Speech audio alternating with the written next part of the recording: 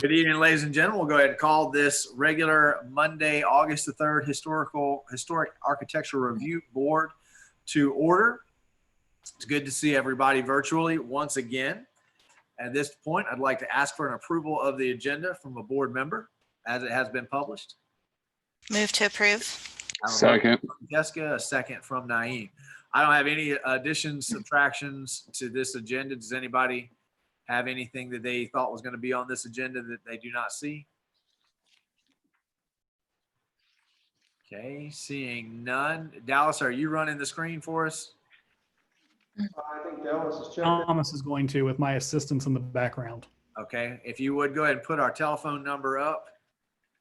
Ladies and gentlemen, we have about a 30-second delay between our feed and the YouTube feed. So in a moment, we'll get the telephone number up. We've just called the Historic Architectural Review Board meeting to order. We are approving the agenda. And we're just having a technical difficulty getting our phone number up. Give us 1 second, we'll get that phone number up. And then you can call in, talk to the board about anything that you thought was going to be on the agenda tonight, should be on the agenda tonight, should not be on the agenda tonight. And can Dallas or Janine, somebody talk to us and tell us the technical difficulty we're having? Yeah. Mr. Mayor, we're trying to find the slide that has the telephone number. All right. That's the holdup right now.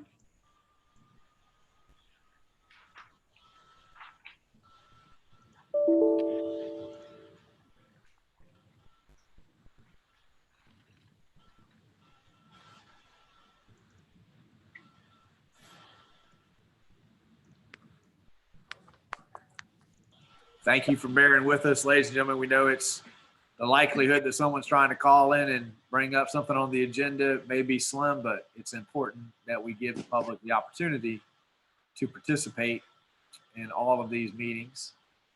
So just continue to bear with us and we will have it figured out here in a minute. Yeah, but the H 2020.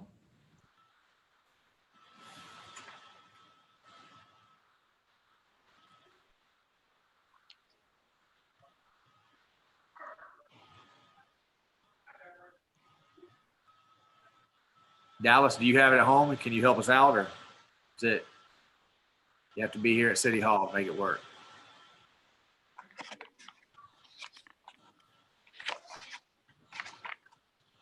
I'm working on it right now.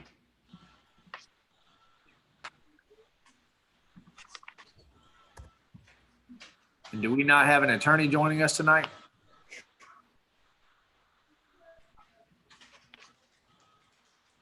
Brian, do you know? I mean, Jessica's an attorney. Sorry, Mr. Mayor. Not like that. All right, ladies and gentlemen, we'll get back to the meeting. So if you are watching us at home on YouTube, again, we have about a 30-second delay between our feed and the feed for YouTube. So we are at the beginning of our Historic Architectural Review Board. We have a motion properly seconded on the floor to approve the agenda. If you think that there should have been something on the agenda tonight, or you want to pull something off the agenda tonight, that's the motion on the floor, just approving the agenda. If you'd like to address the board, all you need to do is call the number that's on your screen. Once we get you into the meeting, at the bottom of your screen, you'll see a little hand symbol. Simply click that hand symbol. That'll let us know that you'd like to address the board, and we'll make sure that you have that opportunity. I'm keeping track of the time, and from the time that we got the phone number up, we are right at 30 seconds now. So I'm not sure who I'm asking, whether it's Brian or Dallas or Janine, but do we have anyone with their hand raised? Yes, sir, Mr. Mayor. Debbie Ganano has her hand raised. All right. Can you let her into the meeting? And Debbie, can you hear us? Hey, Mayor Marlowe, it's actually Andrea Parker. Now I understand why y'all probably can't see me. I'm on the Town of Micanopy's account, not on my personal account. I apologize for that. That's all right. I was letting Go ahead with your comment about the motion on the floor, which is to approve the Historic Architectural Review Board agenda.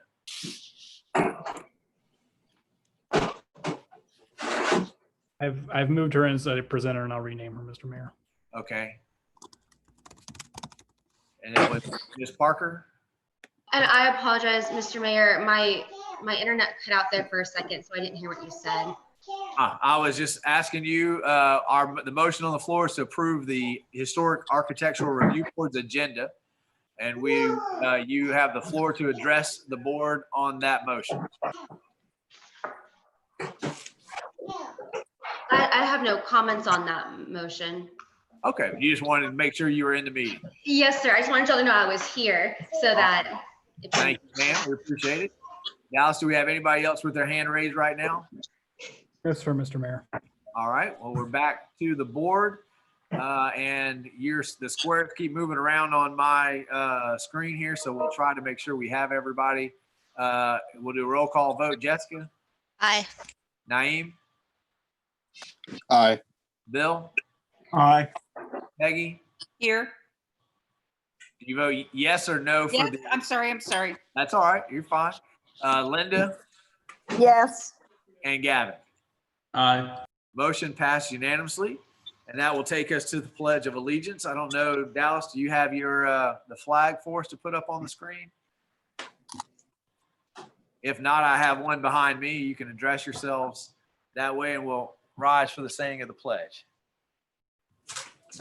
Pledge allegiance to the flag Flag. United States of United States of America. Republic for which it stands, And one nation, Under God, indivisible, with liberty and justice for all.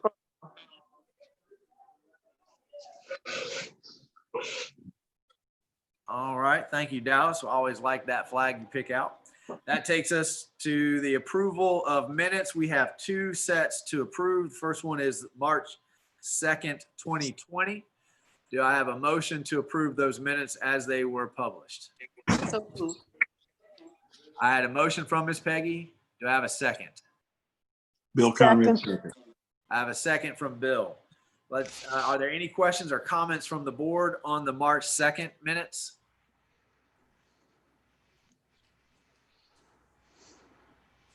Now that's a beautiful little, yeah, hey. And forgive me, guys, this is going to get a little bit tedious, but we do need to do public comment for every motion that's on the floor. So I have no questions or comments from the board for the March 2nd minutes. So Dallas or Janine, if you could put our phone number back up. Ladies and gentlemen, we are approving the March 2nd, 2020 minutes for the HARB, the Historic Architectural Review Board. If you have a comment about the March 2nd minutes, and only the March 2nd minutes, you can call the number on the screen right now. Once we get you dialed into the meeting, at the bottom of your screen, you'll see a little hand symbol. Simply click that hand symbol. That'll let us know that you would like to address the board about the March 2nd minutes. Again, that's the only issue on the floor right now. And Dallas, do we have anyone with their hand raised? No, sir, Mr. Mayor. All right, we'll make our way back to the board. Roll call vote. Jessica? Aye. Peggy? Aye. Gavin? Aye. Linda? Aye. Bill? Aye. Naeem? Aye. Motion passed unanimously. I apologize for going so out of order, but you guys are moving around on my screen like that old time game show. That will take us to the June 1st minutes. Do I have a motion to approve the June 1st minutes? Motion to approve. I have a motion Second. from Naeem, a second from, was that Jessica? Yes, sir. We have a second from Jessica. Any questions or comments from the board on the June 1st minutes? Okay. Seeing none, Dallas or Janine, will you put our phone number back up? All right, ladies and gentlemen, we are to the June 1st minutes. We have a motion properly seconded on the floor to approve the June 1st minutes as they were published. If you'd like to address the board just on the June 1st minutes, all you need to do is dial the phone number that's on your screen right now. We'll get you into the meeting. Once you're in the meeting, look to the bottom of your screen. You'll see a little hand symbol. Click that hand symbol. That'll let us know you have a comment that you'd like to make to the board, and we'll make sure you have an opportunity to address them. Again, we've got about a 30-second delay between our live feed and the YouTube feed. Dallas, do we have anyone with their hand up? No, sir, Mr. Mayor. Okay, we'll go back to the board and roll call vote. Jessica, Aye. Naeem, Aye. Bill, Aye. Peggy, Aye. and Linda. Aye. Motion passes unanimously. We have no announcements. Do the board members have any announcements? Okay, and we have no old business.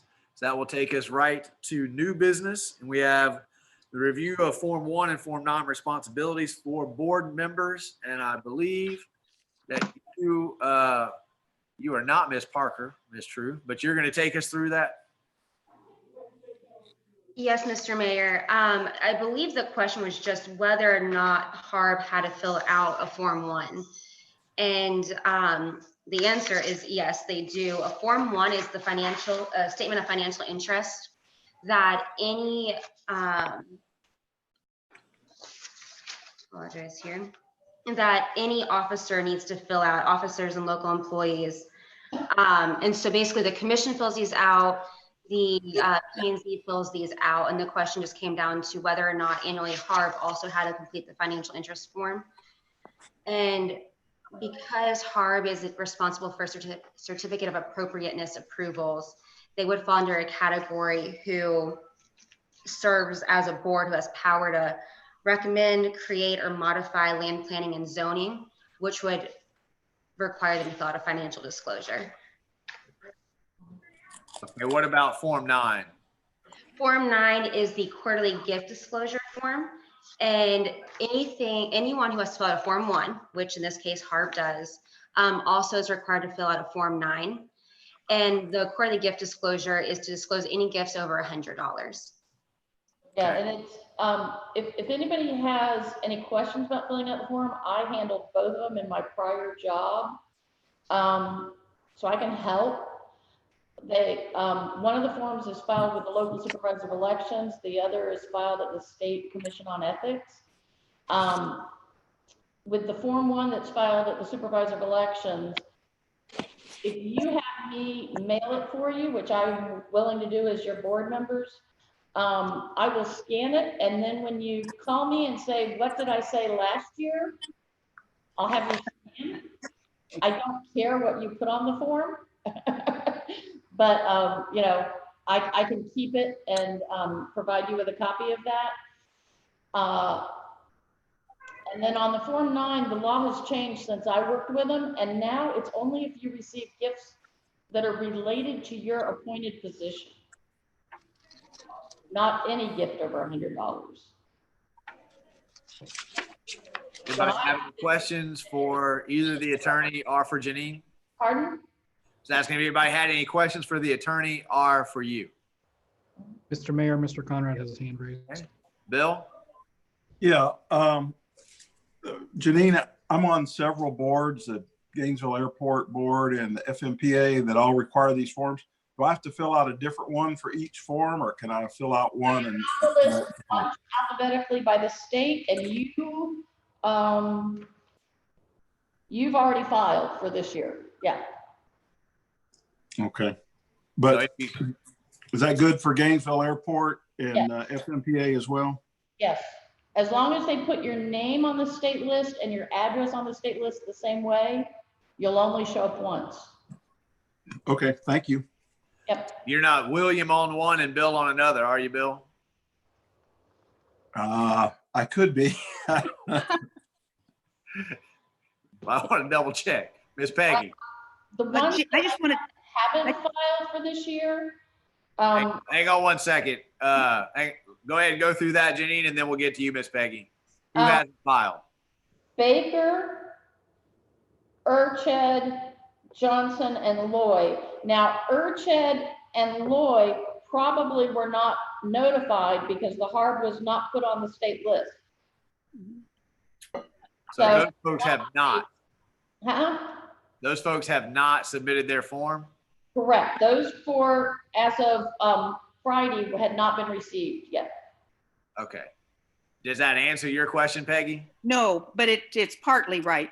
Janine was saying something earlier about she'd scan what we did last year. I did it for some group last year, whatever it was. And there's been no change. If Janine scans that, I'll look and see if I've got it. And even okay, if I don't. because it's been the same every year I've done it. I haven't had any changes since I retired. Right, Okay, thanks, Janine. I will. Anybody I have a, else? yeah, Linda. I have a question. Okay, that's Linda. Thank you. Is this the same, this is not the same form that we got for planning and zoning. Is this a different form? If you serve on multiple committees, you fill out one form and it's good for all the committees you serve on. So if you did Okay, it for well, P&Z, I you're thought, covered. I'm pretty sure that I filled out the one earlier, a month ago or something, and turned it in, did whatever with it. You're That not, would have been for planning and zoning, P&Z. right. You are on the list. Yvette gave me a list Friday of all the Newberry board members and their status, and you have turned yours in. Thank you, Janine. That's very good, All right, so I don't have to worry about filling out all this stuff that came in this packet. Correct. If you've done it Did once, everybody understand? Did everyone hear that I did it and turned it in on time? and it's recorded, Miss Linda. And it's recorded? Recorded. Okay, Okay, does anybody else have any questions about the Form 1 or Form 9 for staff? Okay, let's move then to the update on Certificate of Appropriateness, staff administered. And I think Miss Wendy, you're going to take us through that. Yes, I am. I'm going to share my screen, so bear with me for a minute. Let me make sure I get that going.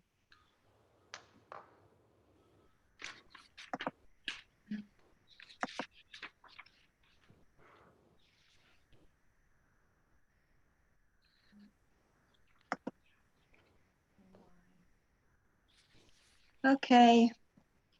Help. Brian, can you help her share the screen? Let me go.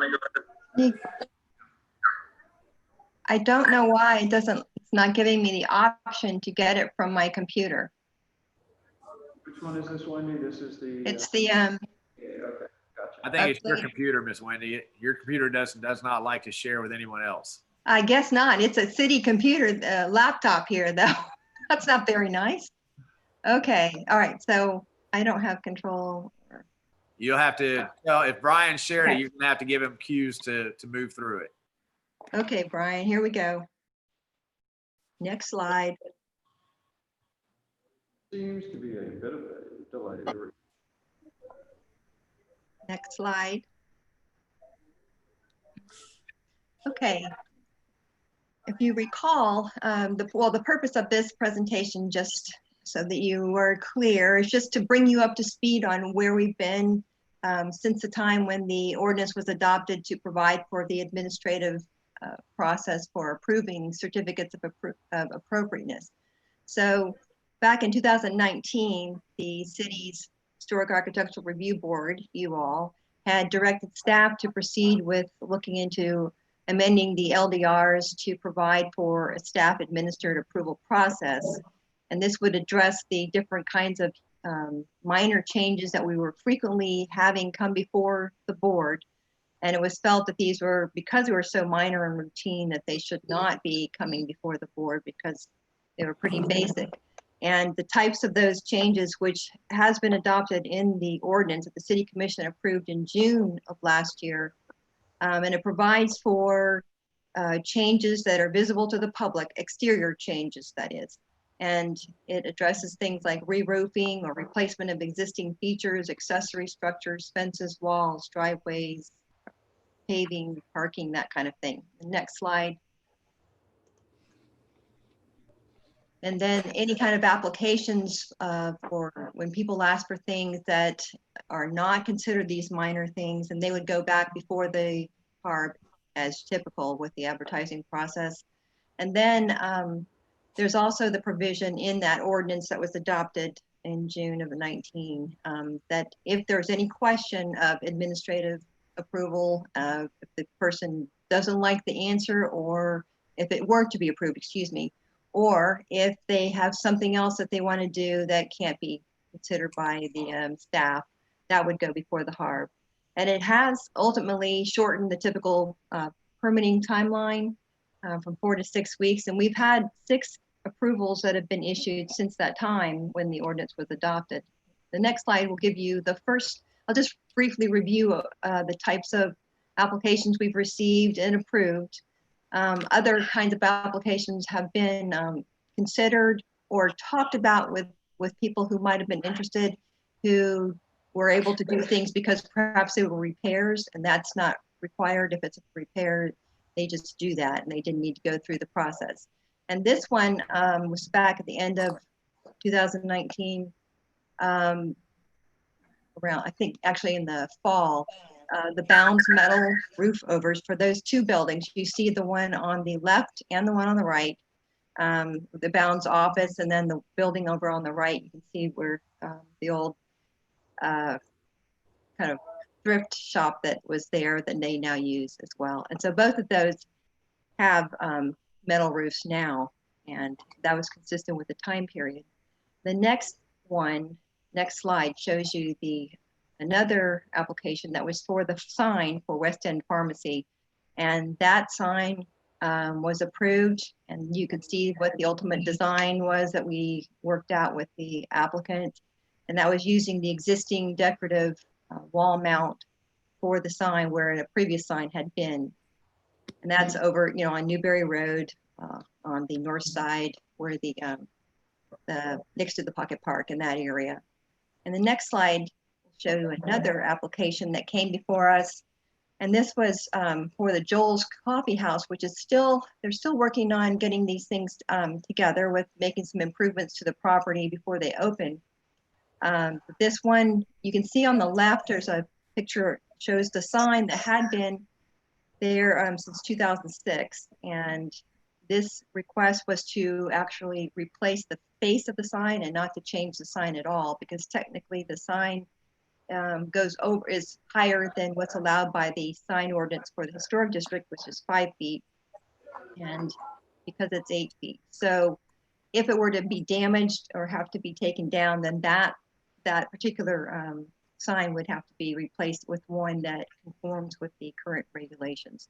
But other than that, it does conform, and they do have their sign, Joel's Coffeehouse, is up now. And the next slide is, there are 2 other applications, and those were also for Joel's Coffeehouse, and she wanted to do things kind of in phases. And the first one was approved for repairs and some minor changes. Repairs, of course, didn't need to come before anybody for the approval process as far as certificates of appropriateness, but we looked at those as well. Some of the things to the building itself, and some things as far as lighting and that kind of thing, that making sure that it's focused on the property and for safety. And the ADA access is also being looked at as a part of the next application, the CAA 20-05. And that one, this property, in case you're wondering, this is, on Newberry Road, on the south side of Newberry Road on 258th Street, just down the street from where the little red schoolhouse is. So the existing building there, which used to be law services, is being used for a coffee house, and they'll have some outdoor seating and few parking spaces, and we're just working out with their ADA handicap spaces at this time. And so they had some looking at some fencing for protection for the clients that will be there. So I think about 4 feet, or 3.5 to 4 feet tall. So we can have some of that. And there'll be the porch in the front. So those were approved, and those were all of the 6 applications that we received and processed. There were other people that we talked with, but those were the ones that actually went through the process and approved. So if you have any questions, we can go from there. Okay, does the board have any questions of staff? And Brian, can you take me back to the board members so I can see all of them. They're trying to get my attention. Jessica? So, thank you, Mr. Mayor. How much time do you think this saved these applicants on the process? You can pretty much say that it saved, well, in some cases, 4 weeks, 6 weeks, because thinking about depending on the time of the month when someone applies, and if you have to go through the advertising process and then go through notification of the property owners, the review, then going to the HARB, and then getting a signed document back after that. So in some cases, it can save up to 6 weeks.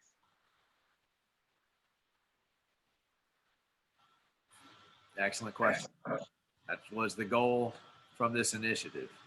Any other questions from the board? Peggy, was that a hand? No, I'm sorry, no. I'm propping myself up, so I'm trying not to get too loungy on this sofa. That's all right. And I seem to have lost Bill. Bill, are you still with us, or did Bill drop out? Looks like he dropped out. Looked like a lovely river scene behind him. So that might mean his internet's a little sporadic. Any other questions for staff? I don't have a question. I have well, maybe it is a question. Go ahead, Ms. Glenn, and we'll figure it out along the way. Okay, because I've been involved with the person doing Joel's Coffeehouse, and I think she's worked diligently, very hard. I appreciate what Wendy and Brian and the code people have done. And I'm glad to hear that we're maybe moving in a way that we can help people who do want to open a business, because without this, I mean, if she had to go through all of that, what Wendy was just talking about, plus everything else that's happened to her, I'm not sure she would have been able to even eventually get to open. So there's still a lot to be done there. And I just think that we need to support her in her business as much as we possibly can. And if I might add, the certificate of appropriateness, keep in mind that that's an additional permit, just like you were mentioning, because there's also the building permit that has to be received so that they can get a CO to be able to operate. And the certificate of appropriateness, at least that's not adding anything else on, to the time period, and we can get through these things more quickly. Member Conrad is on the phone and he's raised his hand. I think there's a question. Okay, Bill? Yeah, I'm here. I can see you. I don't know why you can't see me. Well, we can hear you loud and clear. You can hear me? Okay. Well, I can hear everything. I can see everybody, but my picture is gone. Ah, okay. Are you good with the presentation so far? Did you have any comments or questions about? I'm good. If I can add a comment, I'm just my thanks to the staff for doing all the work to make that happen. I know it saved a lot of people, a lot of hours, and that was our objective. And I think you've done a great service for the public that we deal with. Absolutely. Mr. Mayor, I have a question. Go ahead, Naeem. How are we in comparison to other historic cities or towns, like per se High Springs? Like, how are we in this process in comparison to them? So if as a business owner choosing to pick High Springs over Newberry, Newberry's going to take 3-4 months to get approval. Meanwhile, High Springs can do it in 3 weeks. I guess I'm kind of unfamiliar with how that works. There is no comparison. Newberry's better. Of course. Well, and you have to think, we're just looking at the certificate of appropriateness for this presentation as far as that.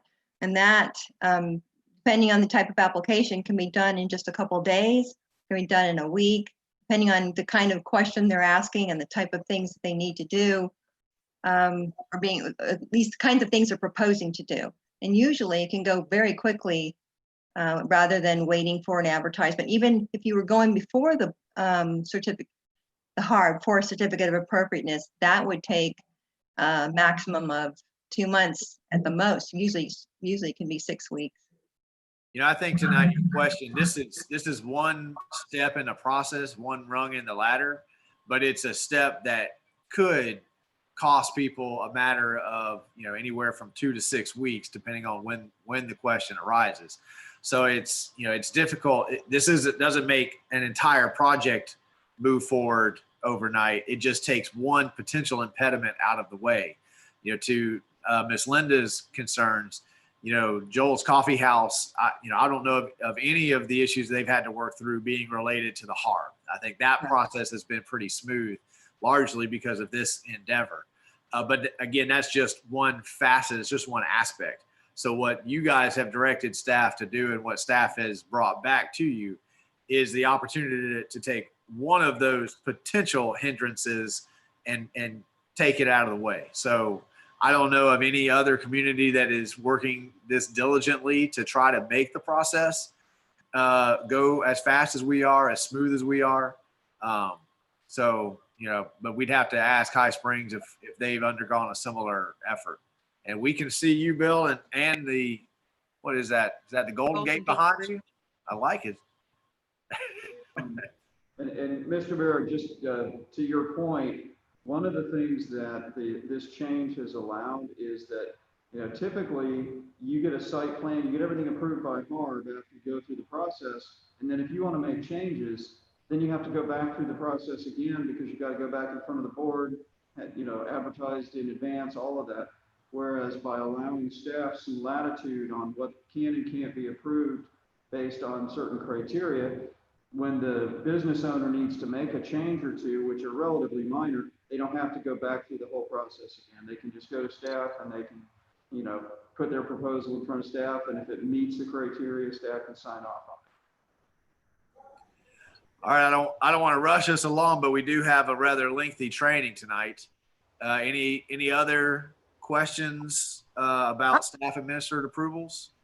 Comments? I'm sorry, I have another comment. Go right ahead, Ms. Linda. No need to apologize. All right, going back to, and I'm only using that because it's the current issue that we have, not HARB, but with Joel's Coffeehouse. Because that house, I know, was a home that people lived in many years ago. But then, I don't know what happened, it was rental or whatever.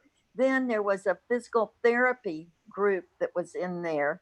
And then there was, what was next after The lawyer. Legal services, yeah. Legal services, all right.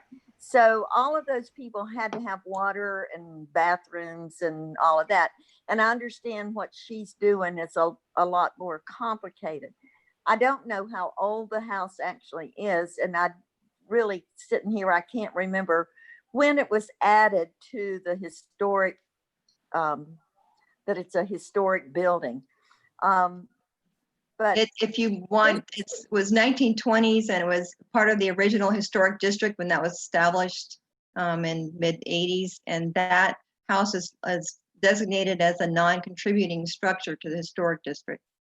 Okay, that makes sense. And Wendy, this is for you basically, or Brian, but when not, I don't want to say just because of the person that's doing that, but when did not you, the codes that, bringing this whole thing up to code with water and sewer and all of the stuff that had to happen, which is a good thing. I'm not putting any of that down, but what knowing that it's an older building, knowing that whatever, is there any way that we can, what you're doing is helping people with the HARP thing. Is there any way that through planning and zoning or the commission that in some of these older homes that we can process, staff can process ways to help move things along once again, because getting the code situation has been a lot of the holdup, not you and Brian, but codes. And I'm not knocking any of it. I really am not, but I'm just thinking if we come through with what you're suggesting for HARP, then is there any way that that codes can also work on something like that? And that's it, just a plain statement. I don't need an answer. All right. We'll all take that back and process it. Any other questions or comments about the staff administered approvals? Seeing none, that will move us to topics from members for discussion. Let's start with you, Naeem. Nothing for me, sir. Bill? Gavin? I'm good. Jessica? Nothing. Peggy? Nothing. Linda? Nothing. I have nothing as well. So with that, I now adjourn the Harb. Don't go anywhere except for you, Miss Peggy. We'll let you off the hook. Thank you. Thank you. I can sit back down. There you go. And we will. Good evening, ladies and gentlemen. We're going to go ahead and call this regularly scheduled Monday, August 3rd Planning and Zoning meeting to order. I'd like to begin. It's good to see everybody virtually. I'd like to begin with an approval of the agenda. Do I have a motion from the board to approve the agenda as it has been published? Motion to approve. I have a motion Second. from Chair Baker. I had a second from Naeem, I believe that was. Are there Yes. any questions or comments from the board about the agenda as it has been published? All right. Brian, will you put our telephone number back on the screen? Ladies and gentlemen, we have adjourned the HARB, the Historic Architectural Review Board.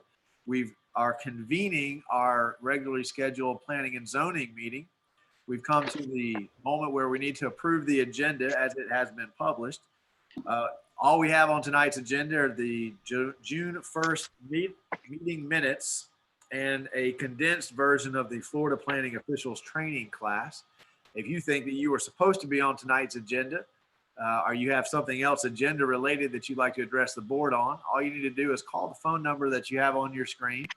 At the bottom of your screen, you'll see a little hand symbol. Just click that hand symbol and we'll know that you have a question or a comment that you'd like to make about the agenda that was published. And we'll make sure you have the chance to address the board. Brian, Dallas, do we have anyone with their hand up? Sure, I do not see anybody with their hand up. All right, if you'll take us back to the board members, we'll do a roll call vote. And we'll start with Jessica. Aye. Naeem. Aye. Gavin. Aye. Bill. Aye. Linda. Aye. Motion passes unanimously. That will take us to the approval of the June 1st minutes. Do I have a motion to approve the June 1st minutes? Motion to approve. I have a motion from Chair Baker. Second. I have a second from Naeem. So these are the June 1st minutes. Does anybody have any questions of staff for the P&Z minutes from June 1? All right. Brian, if you would, please put our phone number back up. Ladies and gentlemen, we are approving the June 1st minutes. Again, if you're just tuning in, we've got a 30-second or so delay between our feed and what folks are seeing at home. So you've got a phone number on your screen. You had a question or a comment about the June 1st meeting minutes. That's where we are in the P&Z meeting. You can call that phone number on your screen. Once we get you into the meeting, you'll see a little hand symbol at the bottom of your screen. You can click that. That'll let us know that you have a question or a comment, again, about the June 1st minutes. That's where we are in the meeting. And by my clock, that's been about 35 seconds. Brian, do we have anyone with their hand up? No, Mr. Mayor. All right, we'll take us back to the board meeting. We'll do a roll call vote. Jessica? Aye. Naeem? Aye. Gavin? Aye. Bill? Aye. Linda? Aye. Motion passes unanimously. Does any board members have any announcements they'd like to make to the public? Of course, I think, what is today, Monday? Early voting started today. I know the city and I put up a location of early voting places that you can go to cast those votes. And if you haven't seen them yet, they're beginning to be published. We've labeled them charter chats. So if you're trying to figure out how you're going to vote on the proposed charter change, you can look at the city's Facebook page, my Facebook page, and there's videos that are going up talking to commissioners and charter review board members about those proposed changes. So you can watch a few of those and get a feel for that vote. That's the only announcement I have. Last chance to make an announcement before we get to class. Hearing none. All right, we have no old business. We have one item of new business. And Brian, you want to introduce Gene Bowles to us? Yes, thank you, Mr. Mayor. really happy that we could ask him, and he had time to come in. Ms. Bowles is got a long history. Y'all saw the email that I sent out that had kind of a brief history of his work in planning. He teaches the normally 2-day course that some of you have attended. Actually, I think Member Conrad and Wendy and I have attended. This year, because of the COVID-19, that wasn't offered, the in-person classes for 2 days, but we're very fortunate to have him in. He's got an extensive history of private sector planning as well as public sector planning. And for many years now, he's been working with the University of Florida in public outreach programs to train planning boards around the state to do a better job of planning and to understand the concepts of planning. And so with that, I'll turn it over to Gene, and welcome and appreciate it. Thank you. Mr. Chairman, can I ask something before we get started? Go ahead, Bill. Yeah, I attended the 2-day class a couple of years ago, so if you don't mind, I'm going to excuse myself. I don't think we have anything else to vote on the rest of this meeting. We do not. Okay. If you've had this training, you're good to go. We appreciate you. Bye-bye. Have a wonderful evening. Stay safe and healthy. All right. Are you able to hear me fine? We've got you loud and clear. Okay, Welcome, good. sir. Thank you. Now, I provided Janine some slides, and we'll be using those to for the presentation. How's everybody in Newberry? We're good. Weathering the storm. Tropical storms and everything all at once. And everything at one time. This business, doing business by Zoom is an experience. We're getting better at it, I'm sure. Yes, yes. Do we have the slides that, or do I have control of them in some way here? Brian, who's running the slide deck?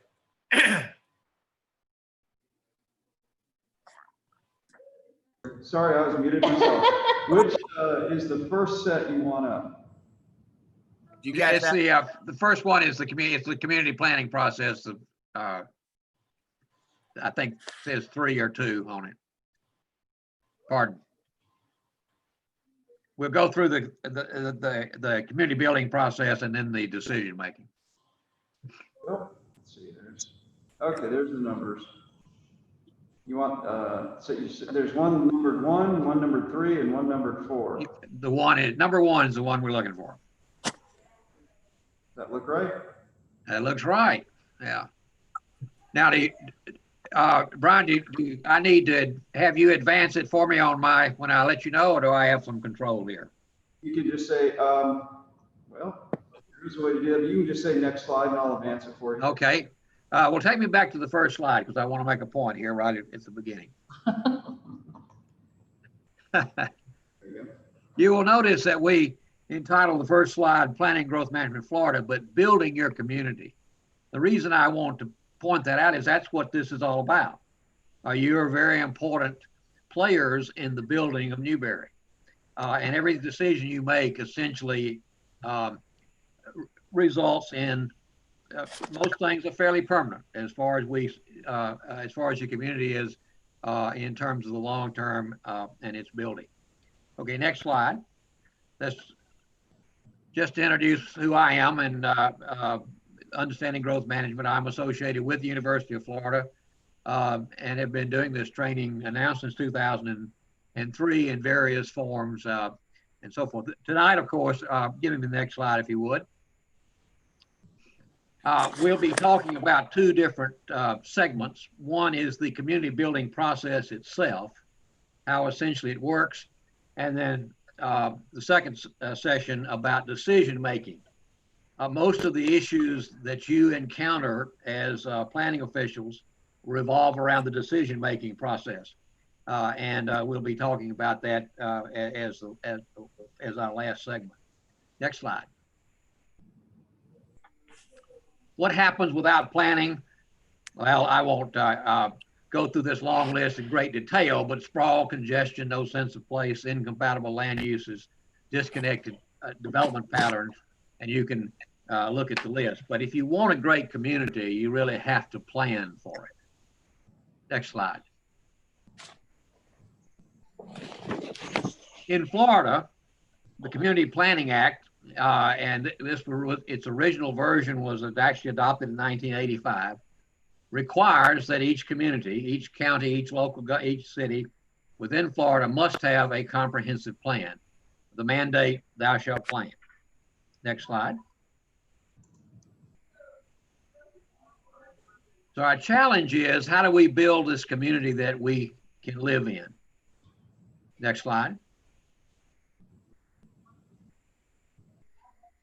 As a professional planner, and I think most the folks in my profession would suggest that there's some elements of success in the planning process. I wanted to share these a little bit with you at the beginning. Next slide, Brian. First one is to begin with the public. It's not easy to do, but engaging the public in your planning process and in your decision making is essential. Next slide. This is not actually, let me take a moment to digest this particular slide. This is not really what we're talking about when we talk about engaging the public. Next one. have to take a moment to read it. You get that off of one of our forums? Yeah, I was out in your community last week. Rather, we need to be listening. The Chinese proverb, tell me I forget, show me I remember, involve me I understand. Next slide.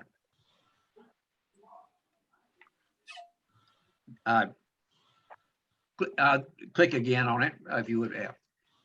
The second key element is establishing a vision. Interestingly enough, in 1985, and still it's true in the State Act, you do not have to state a vision. I strongly urge, and I think most of my planning partners would agree that having a vision stated, not only developing one, but stating what it is in your plan is an important one. And of course, as much as possible, a shared vision. Next slide. A vision essentially is a community-based strategic planning effort where citizens work together to identify shared goals that can encompass really all of the aspects of community life. Next slide.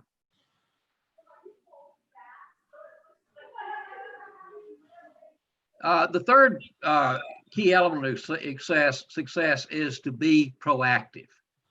That's what planning is really about, anticipating what the future is going to bring and being both proactive in responding to that. Next slide.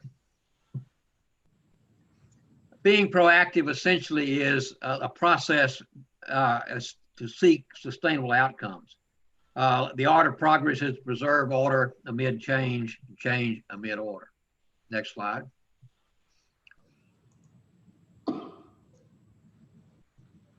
Our fourth principle is being thorough and consistent. Give me the next slide if you would, Brian. Remember that every decision is important and will affect your community. Each community division, each decision you make should be weighed against your vision. You should insist on sound information and thorough analysis and be consistent and predictable.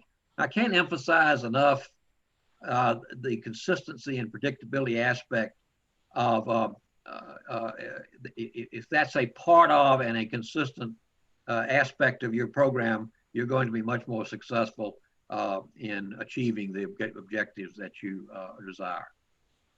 Next slide. And finally, make it easy to do the right thing. Go ahead and give me the next slide if you would, Brian. We often have developed regulations and setting procedures in place that actually make it hard to do the right thing. This little slide indicates that the strip commercial that you see depicted at the upper right-hand corner is 100% legal everywhere and has been for years. The sidewalk cafe, for many years, we made these very difficult to do. We have done much better job in recent years with that. But essentially what I think most of us would agree that the ambiance of the sidewalk cafe is much preferable to the strip commercial, but we for many years made one legal and what we desired much more difficult. Next slide. Making it easy to do the right thing. I'm following up on a little bit. The point I would want focus here is the private investment is a follow path of peace resistance. If you expect good intentions, you've got to negatively avoid uncertainty and excessive approval requirements and delay. Using procedures that are clear, understandable, have the effect of rewarding development that fits your community vision. Next slide. Okay. Any questions about the lead-in comments that I've made here before I move to the community planning process itself and its components? Board have any questions? Yeah, let me say that I'm certainly open to respond to questions during the presentation. Obviously, because we're trying to do an abbreviated version, we won't have a lot of time, but I don't want to suggest that you shouldn't ask me questions if you have them as we move along. Be happy to try to respond to them. And I would say, since this is kind of a training, we should approach it a little more informal. And I can't see everybody's face, guys, so if you have a question, just launch into it. No one will get offended. Very good. What I want to just take you through at this point is, how does this community planning process work here in Florida and for all of our for our local governments? Next slide. It may be a little bit unusual to think of the planning process as an orchestra or as a symphony, but I think the parallels here are fairly important and helpful in understanding it. The sheet of music is your comprehensive plan. With the comprehensive plan, or with the sheet of music, you don't have the symphony. You have to have people or directors to orchestrate that or to guide that, and that in effect are the folks such as yourself who are sitting in this room. Those people who are directing and have responsibility for making decisions. Then it's important that you have very good instruments, your regulations, policies, various programs and so forth, and you have capable and competent people who you know how to use those tools that you are needing and applying in your planning process. So I think the analogy here is helpful in understanding the difference and the distinction between what the comprehensive plan does and what the various tools you have, regulations and so forth, how they relate, how they work together. And we'll be expanding on that as we go through the discussion. Next slide. Now, just quickly, I'll mention that Florida is what is called top-down planning. It essentially has elements of it that work at the state level. We have a regional level that is involved as well.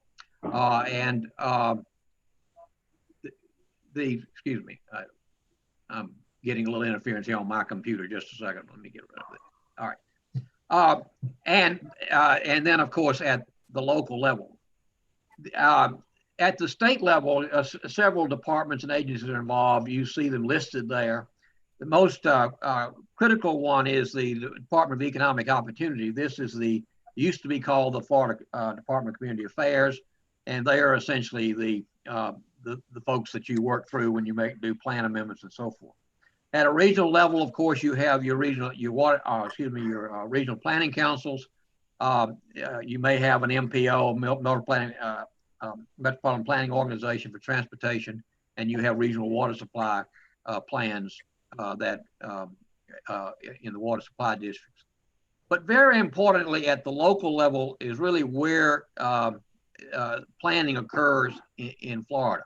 Give me the next slide if you would, Brian. At the local level, with 410 municipalities, 67 counties, you have all types of stakeholders involved. Not only you folks, but citizens, homeowners, property owners, the long list, school districts, professionals, as well as elected governing body. Next slide. This little diagram is intended to sort of give you a sense of how this system works, with the state level occurring in the red at the top. You see the regional planning councils or the regional agencies at a second level, but the responsibility for planning rests with local government. The entire system hinges on the local comprehensive plan, and then requires that in order to implement that, you have land development regulations, you have capital improvement programs and other programs and initiatives. And so I identify the local comprehensive plan and the local government in the big green bubble, because essentially it's the critical piece of Florida's system. Next slide. Now, this little diagram is essentially an expansion of that concept. The comprehensive plan essentially is the sheet of music. It essentially is your constitution, if you want to think of it that way. Now, there are a number of things tools that you use in the comprehensive plan to implement comprehensive plans, but the one that folks like yourself see and involved in most frequently is your land development code. And it is the primary tool that carries out or implements the comprehensive plan in each community. This diagram, I think, is intended to give you a sense of how that works and the various stages in that. And that's what we'll be talking about and going through as we discuss this community planning process.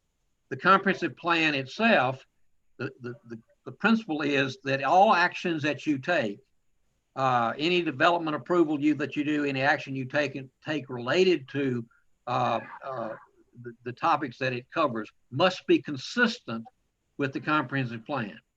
And that term consistency you will see frequently used, and essentially that's what we're talking about.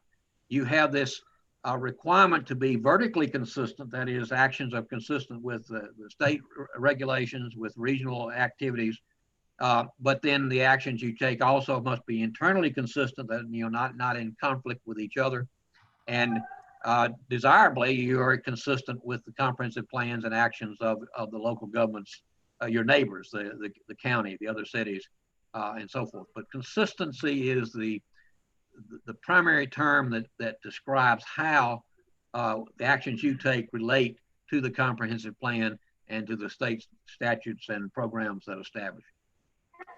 We'll be talking about this diagram more as we go through in terms of what these various components are. Next slide. You're leaving? Now, it is not the intent of the comprehensive plan to be regulatory. That's a hard challenge to meet.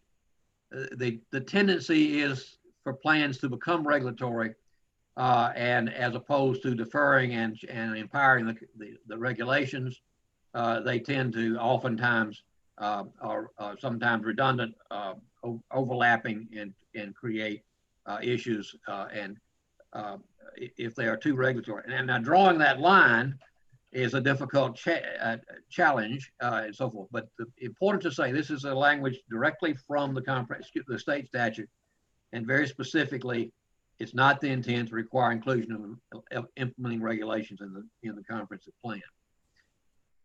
Next slide. Along the same lines, and as the comprehensive plan informs, it empowers and it directs. It does not regulate and it does not implement.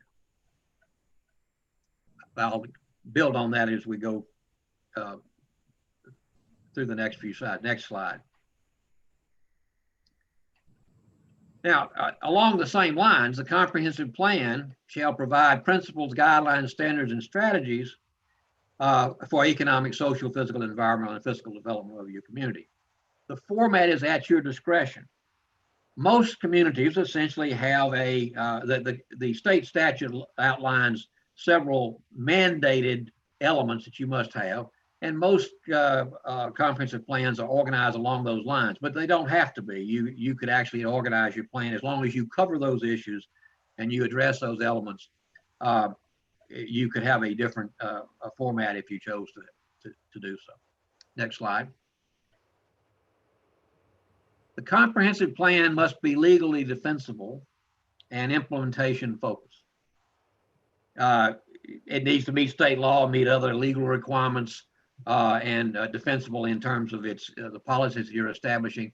And again, implementation is a key part. There's no point in having a plan that you do not implement, and we'll expand on that in how that may be done in just a moment. Next slide. This is a list of the elements that you must include in your plan.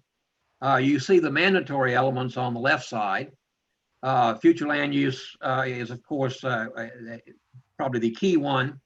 Transportation, the utilities such as water, wastewater, stormwater management, solid waste, housing, recreation and open space, conservation, and if you are a coastal county, you folks are not, but if you are a coastal county, you have to have a coastal management element, and everyone must have an intergovernmental coordination. I think I left off my list here. You have to have a capital improvements element as well. Now there are a number of optional elements that you might that you could have. Obviously, if they're optional, they don't.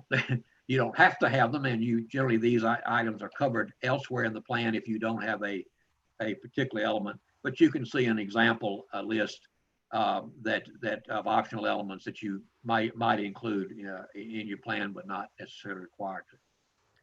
One I would argue, would offer is I think should always be there is something on economic development. You have a public school facilities element, which is in Alachua County and so forth. Next slide. Now, you also are, and I said, an implementation focus. You are required to have land development regulations. They're a critical piece. But you also would have policies and actions that deal with capital investment, select area plans. Perhaps you have a neighborhood components, perhaps a downtown area. In other words, areas in the plan that you identify in the plan and you have special policies and programs. Functional plans and programs. For example, you might have a wastewater master plan or a potable water master plan or a parks master plan. But functional plans and programs dealing with specific aspects. Coordination and collaboration are critical pieces, and then also public education, ensuring that you are taking steps to engage the public or educate the public about aspects of your community building process. Next slide. Now, as I mentioned before, the way you format your plan is largely up to the local community. This is a suggestion of how you might organize the various elements in the plan. Let me jump down to the bottom to first say the directives are the legal part of the comprehensive plan, the goals, objectives, and policies. And I add the term strategy here. You typically talk about it in terms of we call GOPs, goals, objectives, and policies. But in my work with comprehensive plans and in writing and reforming them and so forth, there's a very important to identify strategies which are actions you take to implement the policies. But before I leave this slide, let me say that you may also have information in the plan that is informative. Things like your critical findings and key issues. These would typically come from your goals, the data and analysis that you do. What do you expect the outcomes to be? And those all might frame and inform the users and the public about what the plan is intended to do as a preface or as a lead-in to the actual legal components which are expressed in your goals, objectives, policies, and strategies. Next slide. this expands a little bit on what those directives are. The goal is a long-term result toward which all your programs are directive. You usually will have a dozen or so of goals in your plan. You're going to have an adequate transportation system. You're going to have future land use that has infrastructure and preserves environment. These kinds of broad-reaching, as we say, goals. Objectives are supposed to be measurable and achievable to that are associated with a particular goal. A policy then is a standard intent, direction that you're going to advance an objective, and a strategy is an actual action that you're taking. Next slide. This little diagram, this diagram's the points I've just made to you. Every goal should have objectives. Every objective should have policies, and every policy should have at least one implementing strategy. In other words, the goals and objectives don't sort of float by themselves, or objectives and policies out in your planning language.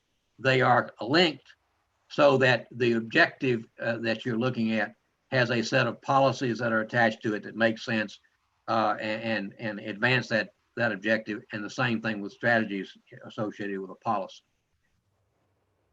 Next slide. Now, I want to show you an example of what we're talking about. This is actual language from the redo of the Hillsborough County stormwater management plan element from several years ago. The goal was to provide a managed system of stormwater management. Broad goal. The objective, there were 5 of them.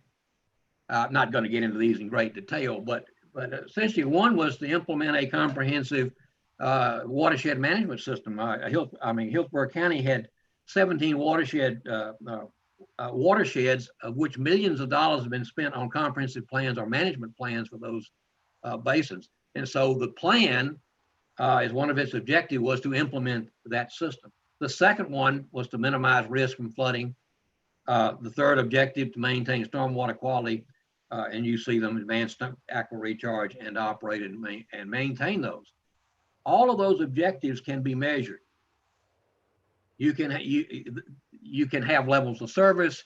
You can have various ways in which you would determine whether you were meeting the objective. But the concept of an objective is a measurable outcome. Now, I want to take the one I've highlighted there, the minimizing risk of damage and loss from flooding. What would the policies be associated with that? Next slide. The policies associated with that particular element are one, establish levels of service, plan and program stormwater infrastructure improvements. In other words, you're going to spend money to achieve your levels of service. And then the third policy is that post development stormwater runoff can exceed the pre-development runoff. And then finally, restrict development in the 100-year floodplain. So in order to achieve that objective of minimizing the risk of flooding, we have these 4 policies that will carry that out. Next slide. Then we look at the policy 1.2.3 that says that the post-development runoff can exceed pre-development. And how do we do that? One is we have 2 actions. One is to establish technical standards to ensure that. And the other is that the land development regulations will include regulations, criteria, standards, methodologies to ensure that you achieve that. Now, what this has done is empowered the regulation. It didn't dictate what the regulation had to be, but it did tell you what it had to do. And in effect, the strategy was to empower the regulations to carry this out. The comprehensive plan is in fact non-regulatory, but it does direct, empower, and inform in terms of what it expects the implementation to be. Next slide. Okay, The comprehensive plan, the most critical part of your comprehensive plan, and the one that you would see most often as a planning commission, is the future land use element. That's obviously, as you all know, the component of your plan that dictates the uses and intensity of use for every piece of property within Newberry. Every piece of property within your community has to have a designation on the future land use. There are only two maps that you're actually required to have in the plan. You may have many maps in there, but two that you're required is the future land use map and the transportation map. So the future land use element really remains the cornerstone of the comprehensive plan. And again, the one I'm sure you interact with and see most of the time. Next slide. The transportation system is sitting right beside the future land use element, a very critical piece within your comprehensive plan. And if you think about it, your future land use element and your road system is what frames your community. That's the blueprint for your community. That's creates and the shape of the community that you live in. Next slide.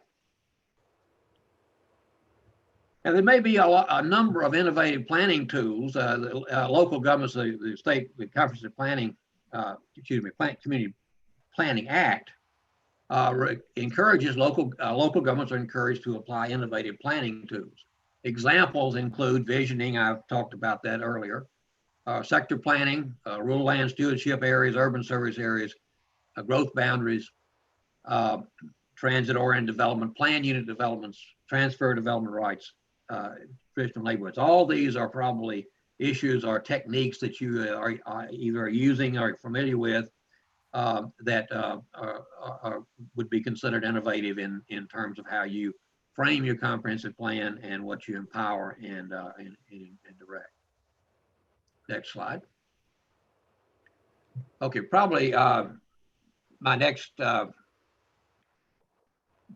number 3 there, Brian, needs to be loaded. All right. 1 second.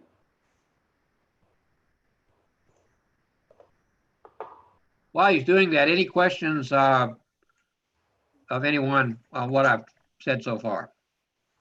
Anybody got any questions? Brian, did we just lose the screen, or do we have a second PowerPoint to put up?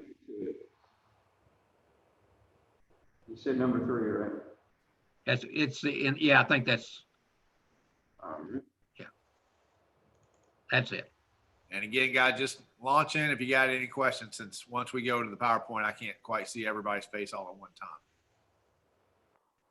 Okay.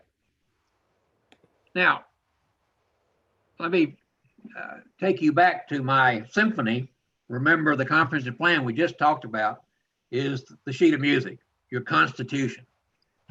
The implementation that you see most often and is the most critical one in the system is a land development code. Most of these have now become unified land development codes where you see all the regulations under one cover. Again, the consistency with the comprehensive plan is the key hallmark of your land development code. Next slide. Now, you are required by the state statute to regulate this list of topics.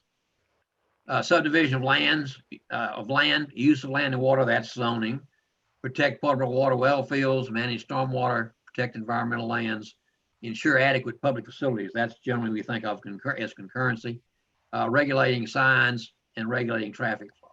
Now that's pretty all encompassing. It's not much is left out there, but those are the topics that you are required to address in your land development regulation. Next slide. Now you can organize your land development regulations in a lot of different ways. This is a organizational structure that we worked out several years ago when I was with Hillsborough County that I would simply offer to you in terms of why it makes sense and so forth as a sort of understanding how your code might work. I mean, codes are not, they are reference documents. They're used as reference material. someone doesn't come into the code typically unless they're a little, maybe like me or something, and that's what they do. If you don't sit down and read the code, what you're looking for is how does it apply to whatever it is I have or my client has in mind for their land. It's a question, what can I do with my particular piece of property, or where can I find a piece of property that suits the needs that I have. So this particular structure is designed with a certain flow that follows that decision-making process as someone, an applicant, landowner would come into the procedure. Now you've got general provisions. You all know those kinds of things. I won't get into them.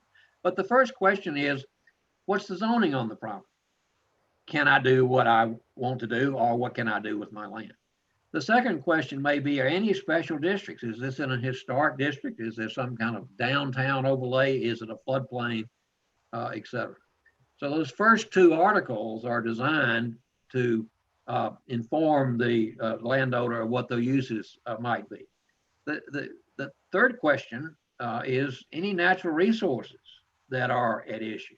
Wetlands are the one that immediately comes to mind, but other issues might be there as well. The fourth question in Article 5 is, do I have adequate facilities? What's the roadway system like? What's the utilities like, et cetera? And can I meet those requirements? Is it available, or can I meet those requirements if I develop my property? Article 6 in this is that after you answer those questions, what procedures do I have? What development options do I have available to me? A subdivision? Is this a planned development? Is it some other type of tool that I might have available? And so the question becomes, after I've determined what's possible on the property, what is the best way to go about seeking the approval that I might need? And then finally, and only after we've answered all those questions, do we include the development standards themselves.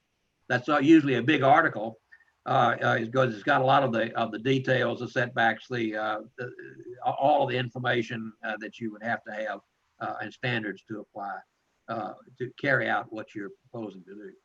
And then finally, we get to the section on the boards and agencies. Who are the players? The Planning Commission, the Zoning Board, any other, the staffs, the responsibilities of staff, and so forth. And then our Article 9 was administration. So we have no procedures in these articles that precede that. All of the procedures are in one place in administration. And then finally, an equitable relief, that's variances, appeals, and so forth. And then finally, definitions. Now, there are a number of ways that you can organize a code, but I suggest this one to you as a means of organization that has a logical flow to it. And if that's followed, it makes your code easy for anyone to understand, as opposed to what I often see are rather disjointed codes with regulations and, for example, regulations and procedures intermingle in confusing kinds of ways. Next slide. Okay, let's talk about the basic tools in land development regulation. There really are only a few, and they're often maybe called many different things, but they really are only a few basic tools that you use. The first one, which all of you are familiar with, is conventional zoning. That's the R1 single family, the C2 zone, commercial, and a variety of other designations that you might give. These conventional districts prescribe permissible uses in the district and the design standards that apply. Those standards and uses are uniform in each district. It was the standards in R1 are the same for every R1 property that's in your community. The districts, of course, may vary from each other. Obviously, your commercial district is different than your residential district, but within the district itself, they're the same standards. And there's always a map. If you can have a district at all the standards, but if you haven't mapped it, then of course it doesn't have any meaning or any application. Next slide. A typical zoning map. I'm sure the city of Newberry's map looks not too dissimilar to the city of Venice that you see frequently. Next slide. Typical in conventional zoning districts, you'll see this is a residential district. You'll see setback lines, lot coverage, required front yard areas, and these kinds of things. Again, these standards within, say, a residential district would apply to all properties within that particular district. Next slide. Now, you may also have overlays. And when we talk about an overlay, we're speaking of something that would be in additional to the underlying zoning. You might have I've used the R1 concept. But if it's in a historic district, you might have a historic preservation overlay that might require a certificate of appropriateness, the kind of thing I heard you talking about earlier. Maybe it's in an airport approach zone. Maybe it's a well field protection area. But essentially, these are additional standards that apply on top of the underlying zoning because of special conditions that exist within any community. And of course, these would be mapped. You might have, for example, R1-HP for historic preservation. That's next slide. Plan development. Let me ask you, I presume plan development is alive and well in Newberry. Am I correct in that? Yes. Plan developments are a very powerful tool, but they are also a bit problematic if you don't understand them and treat them correctly at the beginning. But let me just say that the concept of plan development is that you have replaced the underlying, usually conventional zoning of some kind, by a site-specific zoning. You're applying zoning by a site-specific plan that does in effect the same thing that your zoning ordinance does, but it's doing it with a map, and you see a little illustration of a plan there to the side. And it addresses allocation, land uses, the intensity, site development standards, your street layouts, environmental protection, any alternative designs that might be there. And it also permits compatibility to be addressed because it's site specific with a plan. Let me have the next slide. I think that's the end of that. Now go back. Can you go back to that, Brian, before you leave it? All right. Let me. Here's the caveat that I was talking about with the plan development. It's not so much what happens today; it's what happens in 20 years. That particular site plan that I'm suggesting to you there probably was owned by one entity or a small number of landowners who came together and developed a plan and got a plan development approved to carry out that plan. 20 years from now, there are 300 or 500 or 3,000 owners in that plan. How do you modify? If you don't think about that at the beginning and have procedures by which it can be modified, you're going to run into a variety of legal problems in terms of who must approve, who must sign the application, what are you doing to the underlying rights and so forth of individuals and property owners who bought into that plan, relying upon it and so forth. And yet you may have the need to make modifications that are legitimate and real, but if those are not considered in the procedures at the beginning, you can run into significant problems several years down the road with plan developments. Any questions or issues that you see with that? Because that's one that I know many communities use, and they are very, very powerful, but they can be problematic if you don't handle them carefully. Okay, next. Yeah, I think you got my next presentation there, Brian, to load. Okay.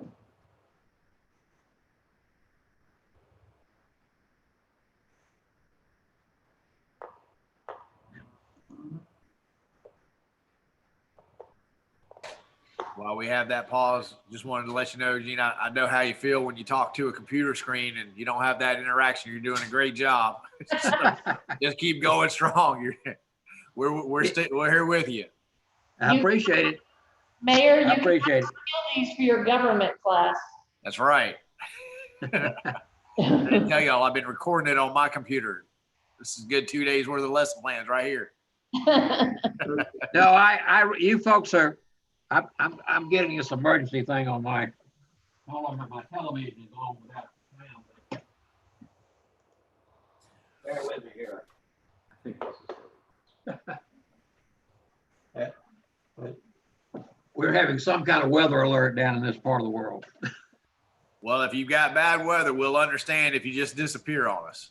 Well, no, we've got great weather. I'm not sure what it is. We thought we were getting, like everybody else, going to get brushed by the hurricane, but we didn't get any effect at all on this side of the state. So I'm in Sarasota. I don't know whether you realize where I live, but that.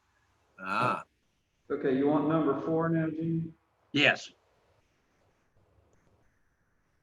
Yeah, looks perfect. Yeah. Now this is a continuation of the code issues.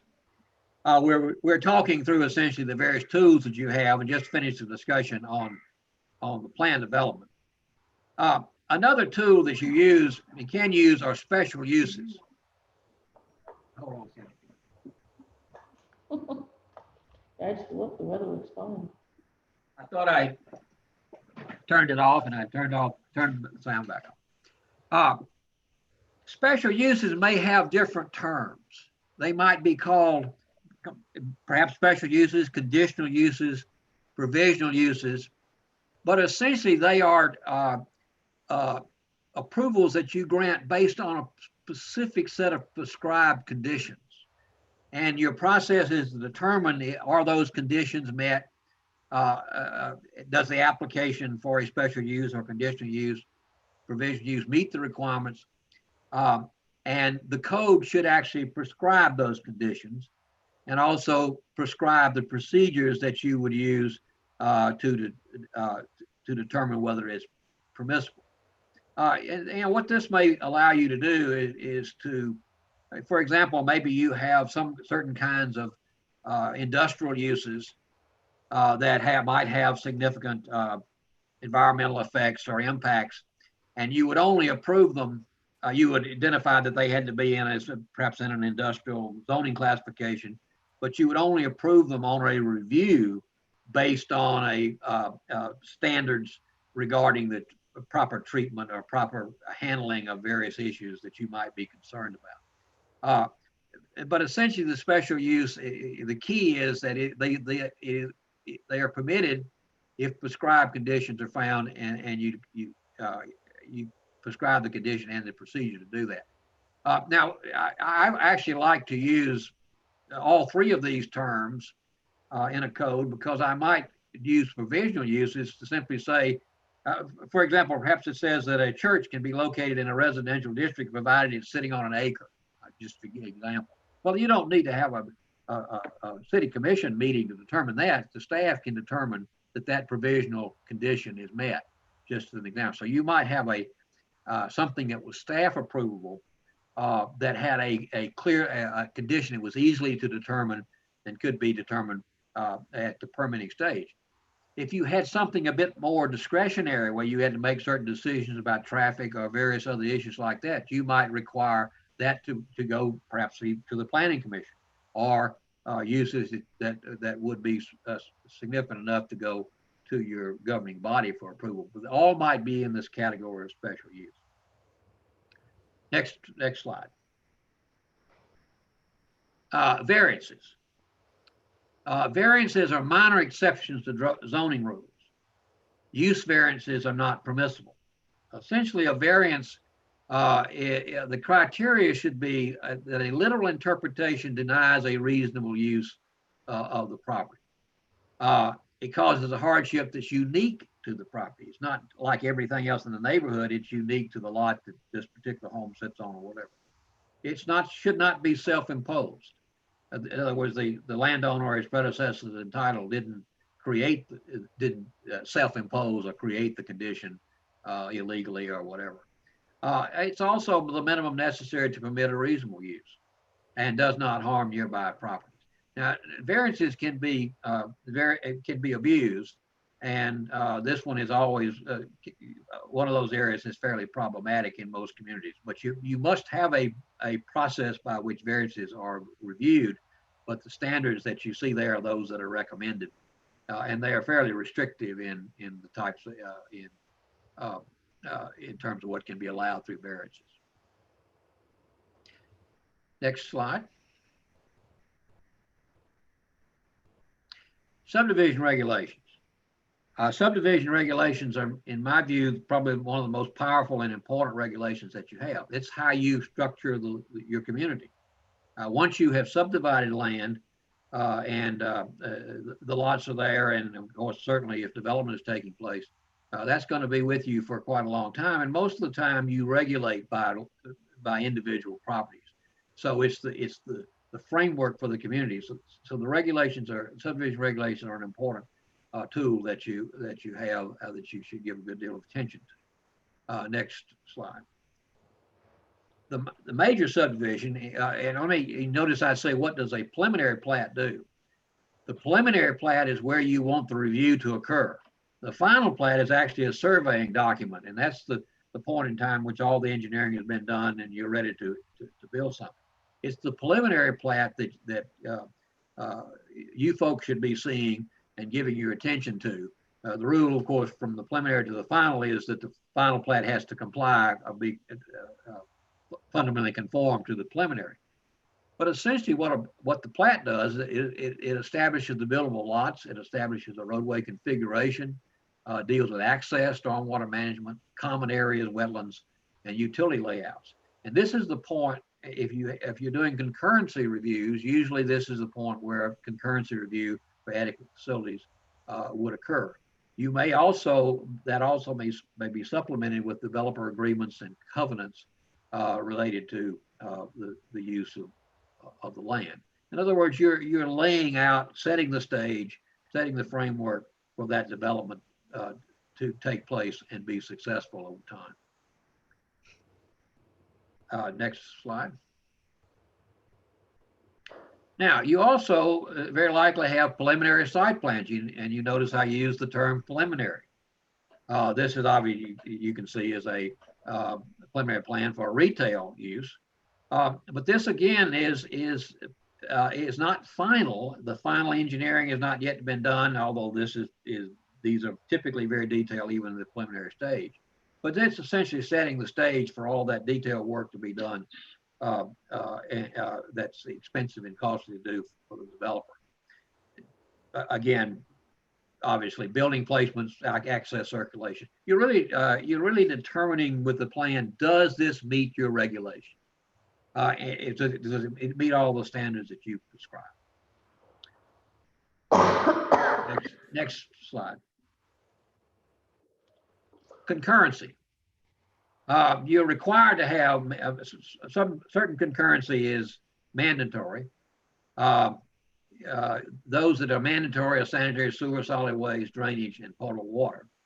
The optional ones include transportation, public schools, and parks and recreation. And you have, because I work with the school district, as you probably know, in Alachua County on your school concurrency program. That is one in Alachua County, which is in effect, and even though it is optional, you still have it in place. Concurrency, of course, means that you're determining that the adequate facilities are in place at the time the impact is created, at the time the development takes place. And usually there's some provisions that are within, it may be funded for improvement within perhaps 3 years, depending on how your code is written and so forth. But essentially, this occurs at the time the development is taking place. It's not a zoning provision. It's the time investment is about to be made in terms of infrastructure and actually building to ensure that those facilities are in place when that impact is created. Next slide. Now, what we've talked about here are the regulations that folks like yourselves, the Planning Commission, the governing body, and so forth, should be seeing and approving in the various procedures that you set up. These should be supported by technical manuals and building codes. I think my next slide is the building code slide. In other words, you don't want to be involved, meaning the Planning Commission level or at the local government level, in the details of how the roadway is designed or how the building is actually built. You want to hand those off. That's the purpose of preliminary plats, preliminary site plans. You hand off that detail to your engineers, whether they're on staff or whether they're consultants or whatever. And that's generally governed by technical manuals and building codes and so forth. You carry it through essentially that preliminary process, determining that this particular application meets the codes, consistent with the plan, all of these factors, and can now be designed and investment made. Next slide. I think it's the building code slide.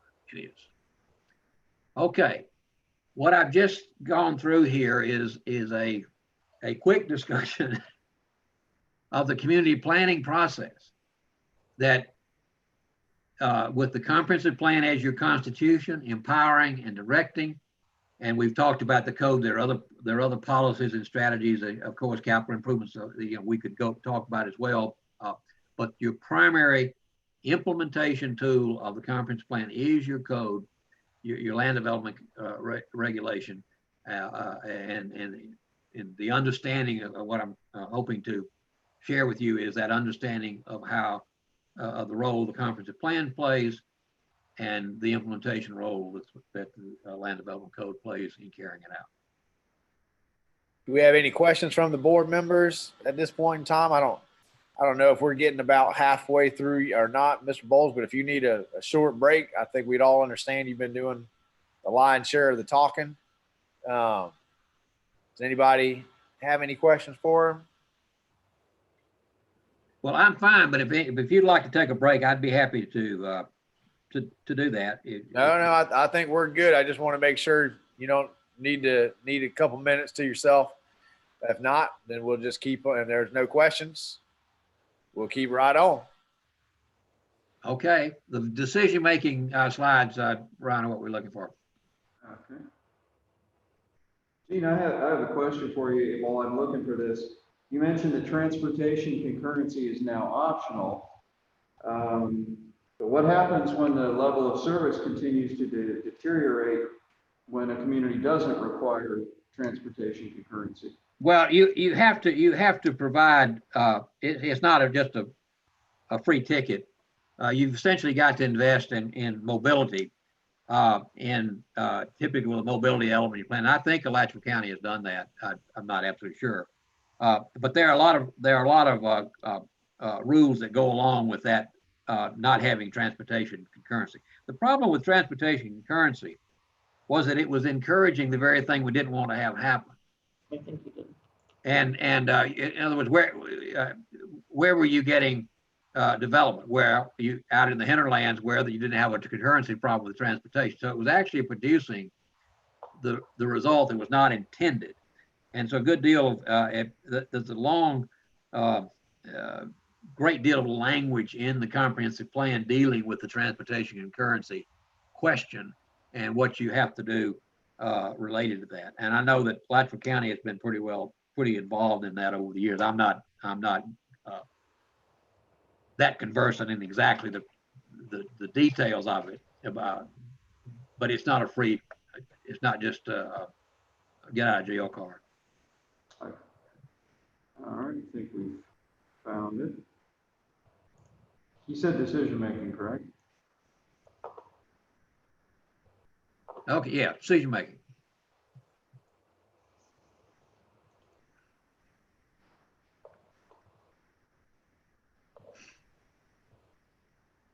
Okay, That's what I look. The title of this, as you see, is Make Development Decisions Predictable and Fair and Cost Effective. A lot of, when I talk to people about, they'll say, we want to streamline our planning process or our codes and whatever. Usually what they're talking about is the decision-making process. Sometimes it's, well, the codes are simply too restrictive or whatever. But it's usually the decision-making process that is at issue. And so it's very critical, I think, that you have some discussion and understanding of what that's all about and how it works at the local level, or how it can work. It can work very, very well if some fundamental rules are followed. Next slide.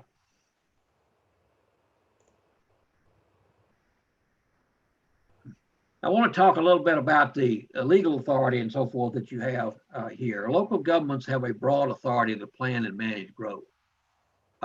The state didn't give it to you. You had it, and you have had it all along. But what the state law has done is prescribe how it is done at great length. But the power to manage and plan growth has been an element of local government for a long time. It's essentially an exercise of police power grounded in public health, safety, and welfare. Next slide. The powers, this is simply to support what I was simply saying. The local governments in Florida have broad home rule powers. Municipalities, which of course is Newberry, you shall have governmental, corporate, and proprietary powers and may exercise any power for municipal purposes except as otherwise provided by law. In other words, if you could be restricted from doing something, but if not, so you have broad powers to carry out these duties. And that's obviously Florida Constitution. Non-charter governments and non-charter governments, I mean counties, are actually a subdivision of the state, but they have the powers of self-government also. And charter governments, again, I'm talking about counties, similar to municipalities. Next slide. This is also reinforced in state statute. Again, Municipal Home Rule Powers Act. I won't read that to you, but essentially it carries out what the state constitution has said and grants significant home rule powers to communities like Newberry and other local governments. Next slide.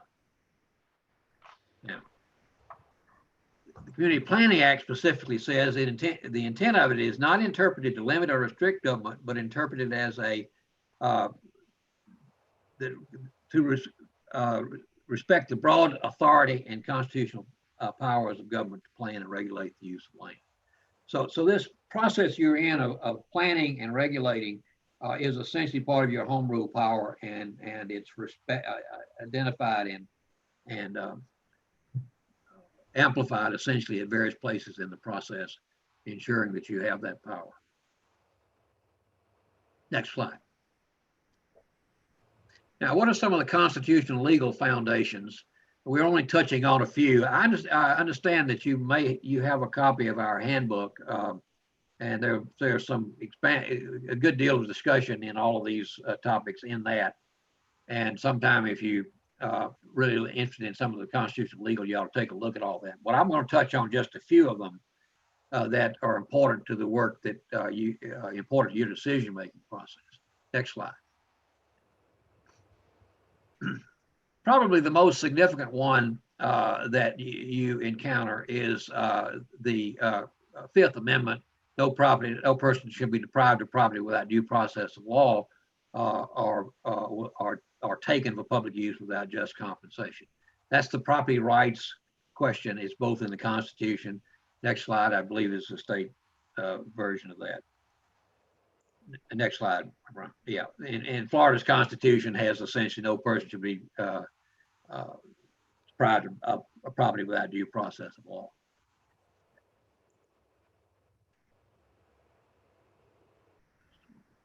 Oh, there we go. Now, the Community Planning Act, Chapter 163, also recognizes the property rights The intent of the 163 is to recognize and respect constitutionally protected property rights with sensitivity to private property rights and not unduly restricted. Next slide. In Florida, we have something called the Byrd-Harris Act that expands a bit on the property rights restrictions that are held in the U.S. Constitution and so forth. And they really go beyond that. It's a higher standard. And this is some of the key language out of the Byrd-Harris Act. Regulations and other government action, a recognition that regulations and other government actions may inordinately burden, restrict, or limit private property rights without amounting to a taking. A taking means that you've literally taken away all rights for all practical purposes to the property. And what the Byrd-Harris Act says is that you may have burdened, restricted without actually amounting to a taking. And then defines an ordinary burden to mean an action of government that has restricted the use of property such that the property owner is permanently unable to attain a reasonable investment-backed expectation for the existing use or vested right for specific use, and that the property owner bears permanently a disproportionate share of a burden imposed for the good of the public. So, and then there's a process that is set in place by which anyone who believes they have been needs relief under this act can follow. I'm not going to get into a lot of that, but essentially it's important that you recognize it's there. Now, let me simply say that the Byrd-Harris Act has not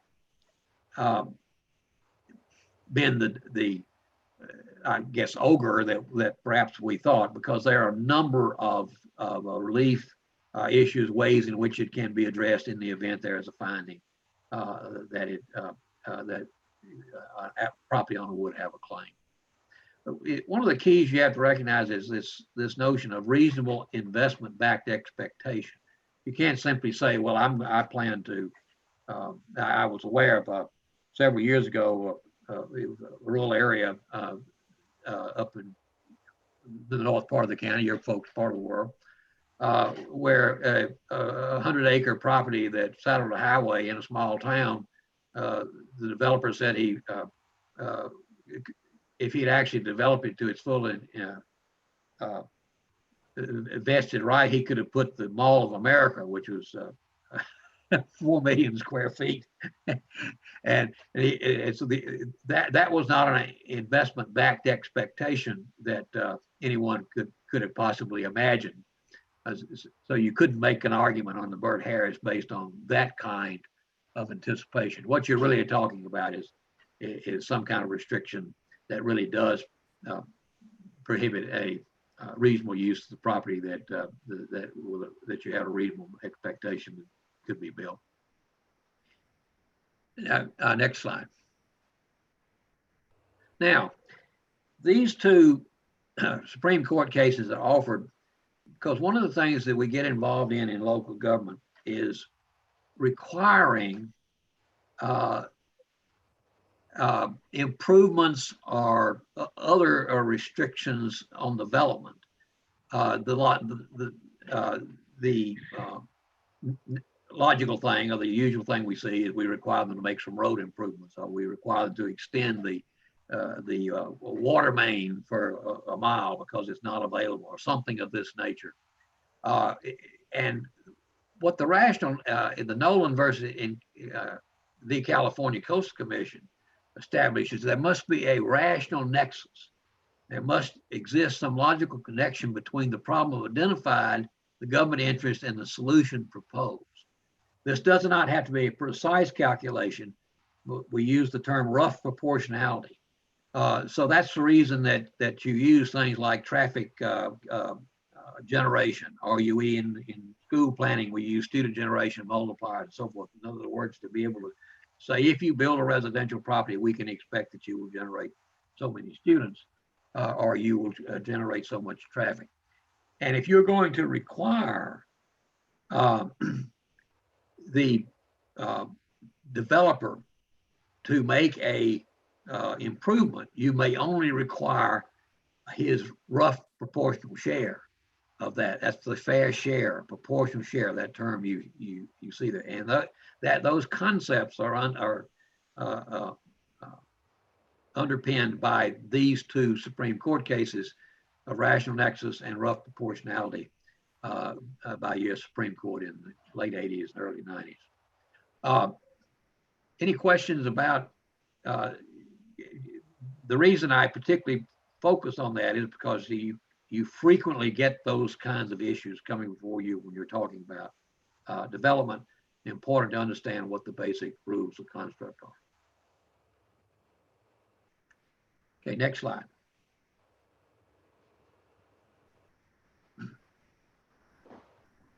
Yeah, going to the next one, I think I've kind of covered that. Okay. Now, going on in terms of what your powers are, under the scope of the Community Planning Act, you have the power and responsibility to plan for growth, to adopt and amend comprehensive plans, to adopt land development regulations, and to establish administrative instruments. Next slide. Each community, the scope of the act is that every local government shall maintain a comprehensive plan. Next slide. The comprehensive plan is legislative. The distinction we're making there is that the city, you folks participate in it. The final decision maker is the city commission and so forth. But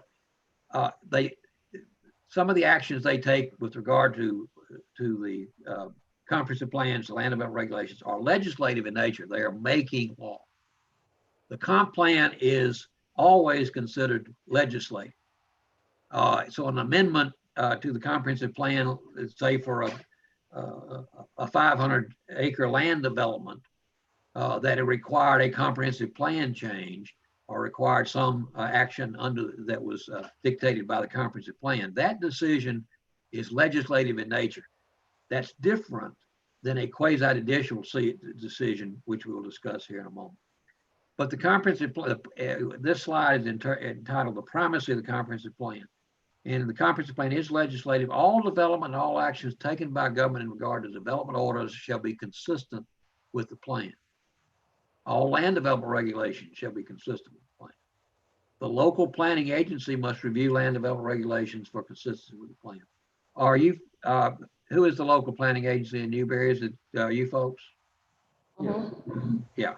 So you have this role you play. You may also do zoning reviews. So that's quasi-judicial. This is legislative. If you do both of those as a planning commission, now the reason I'm not, it differs around the state. All planning commissions don't do zoning and et cetera. But this, when you're engaged in a comprehensive plan change, you're engaged in a legislative act. And you are, as the local planning agency, what might be described as the keeper of the plan. And you're making your record. Your job essentially is to make recommendations and to advise the local government on the plan and aspects of it. Next slide.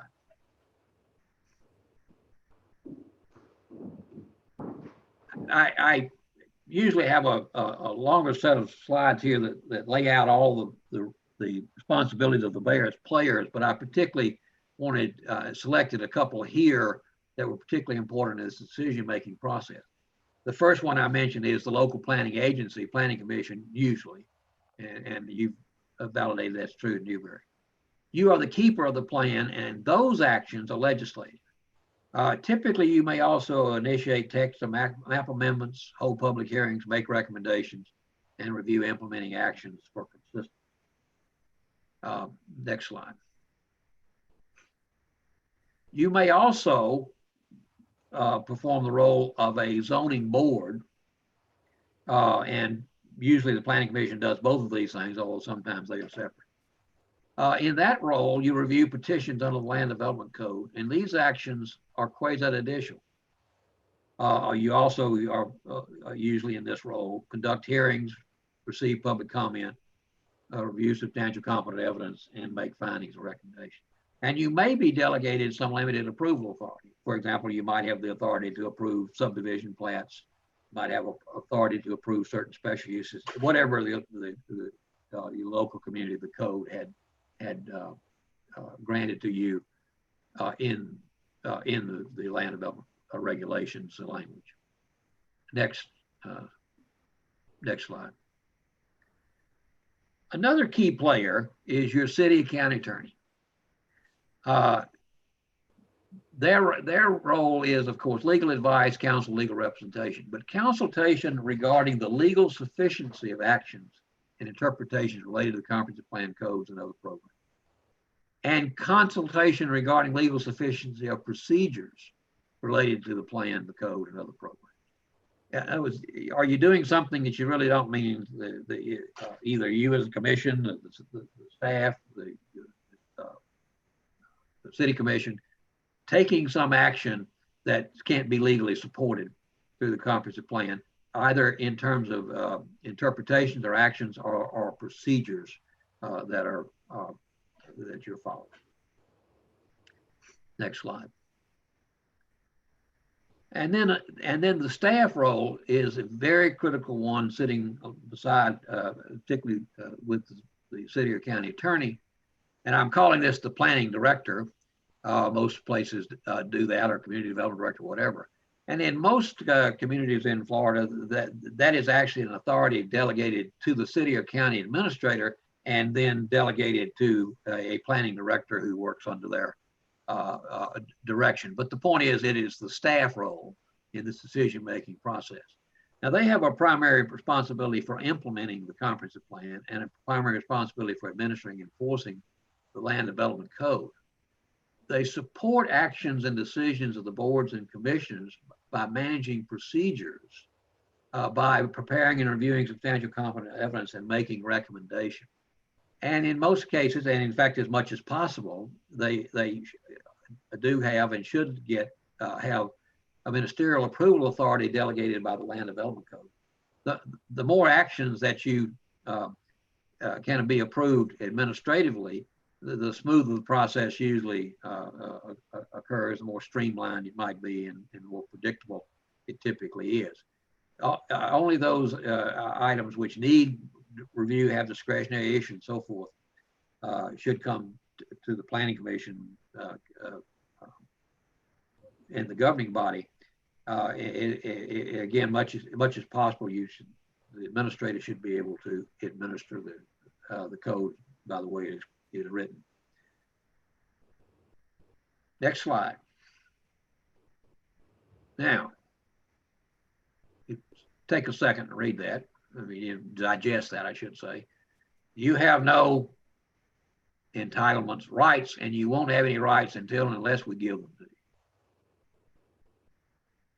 Now, this is a question I'm asking of my group here. Is the development review process, a matter of restricting a right, or is it a matter of granting a privilege? That's a good question. Anybody want to take the first shot?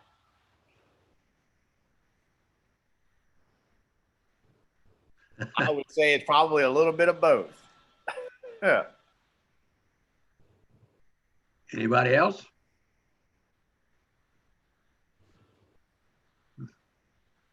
Well, let me answer it for you. It is a matter of restricting rights. It is not granting privilege. It's a police power exercise. And that's why you often may be constrained by the rules and procedures that are in front of you and what you must, actions you have to take that you may not like. But essentially you are restricting a right and in no sense granting a privilege. Essentially we operate under inheriting Old English law, I suppose is what I should say, which in effect suggests is that your rights to property, you don't actually own the property. You can't pick it up and take it someplace, but you own rights to it. And those cannot be, those are unfettered unless there is a public interest that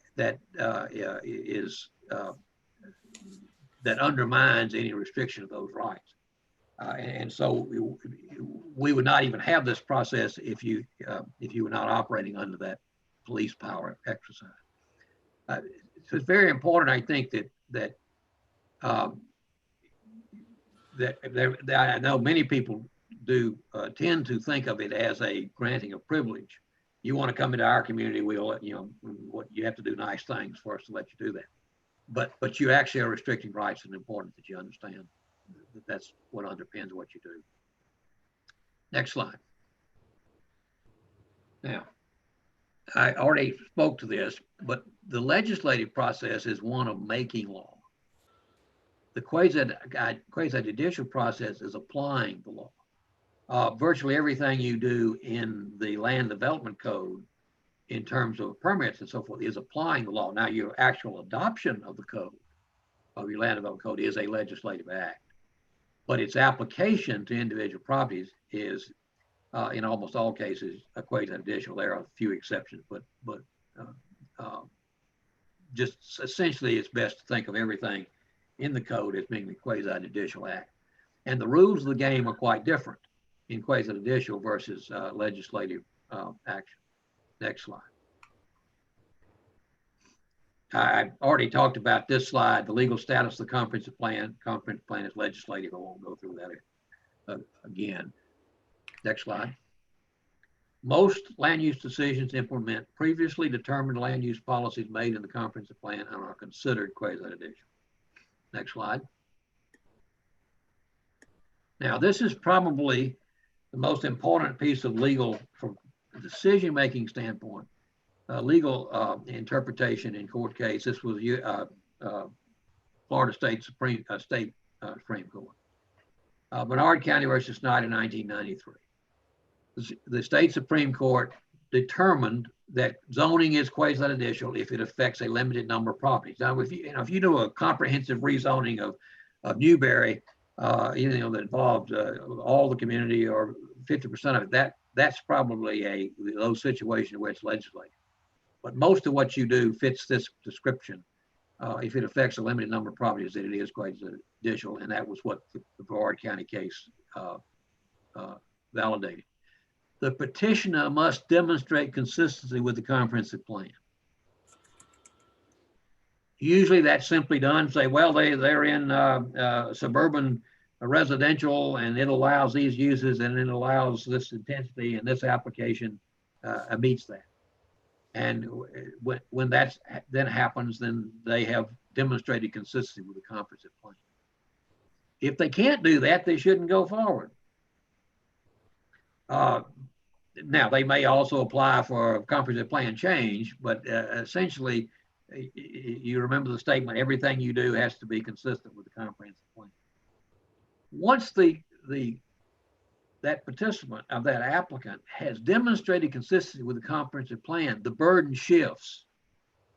Now, the local government must show that denial serves a legitimate public purpose, is not arbitrary and reasonable and discriminatory.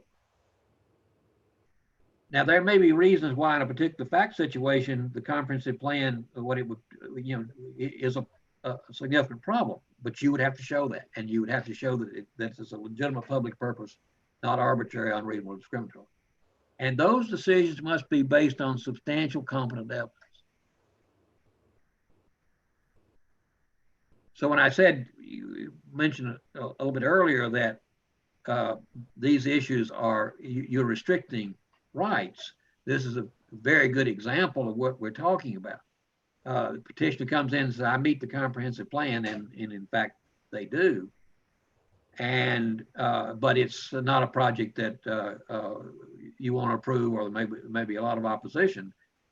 And so the tendency is to count the people in the audience who stood up or who spoke for 3 minutes and so forth, said they didn't like it, and say, well, we're going to turn that down, without having substantial competent evidence, without showing there's this legitimate purpose that a denial is called for, even though it was on its face consistent with the plan. Now, decisions must be based on substantial competent evidence. This essentially, and the last bullet there, I say a tie goes to the government. What that is, in effect, saying that generally the courts will not interpret. If you base the decision on substantial competent evidence, the courts will support that. They will not apply their own judgment to what that should be. Now, I don't mean to be acting like a lawyer here. This is what my legal folks advise is correct.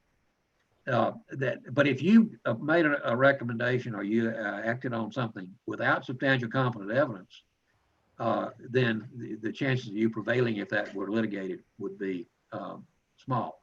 Whereas if you do have the evidence and so forth, then very likely you're going to be supported. Any questions about that distinction of how the comprehensive plan and codes work together in development review is very, very critical. Next slide. Now, now I mentioned that how important the staff was. What I want to start to talk about a little bit here is how the process actually works. Now, I happen to know that you have a very good staff.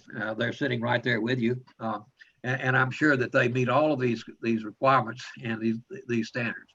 But essentially, you want people who are certainly professional, ethical, fair, independent, etc. I won't go through a long list, essentially. But they're really your advisors, and you should be depending on them to give you good information, not to sit in place of your judgment. You have to make discretionary judgments based on your best view of the case before you.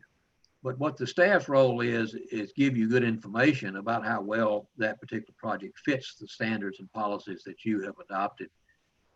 And that you're acting for. Next slide. All right. Now, what many times the administrative process in land development codes get very convoluted, and they have a lot of different types of reviews or types of procedures.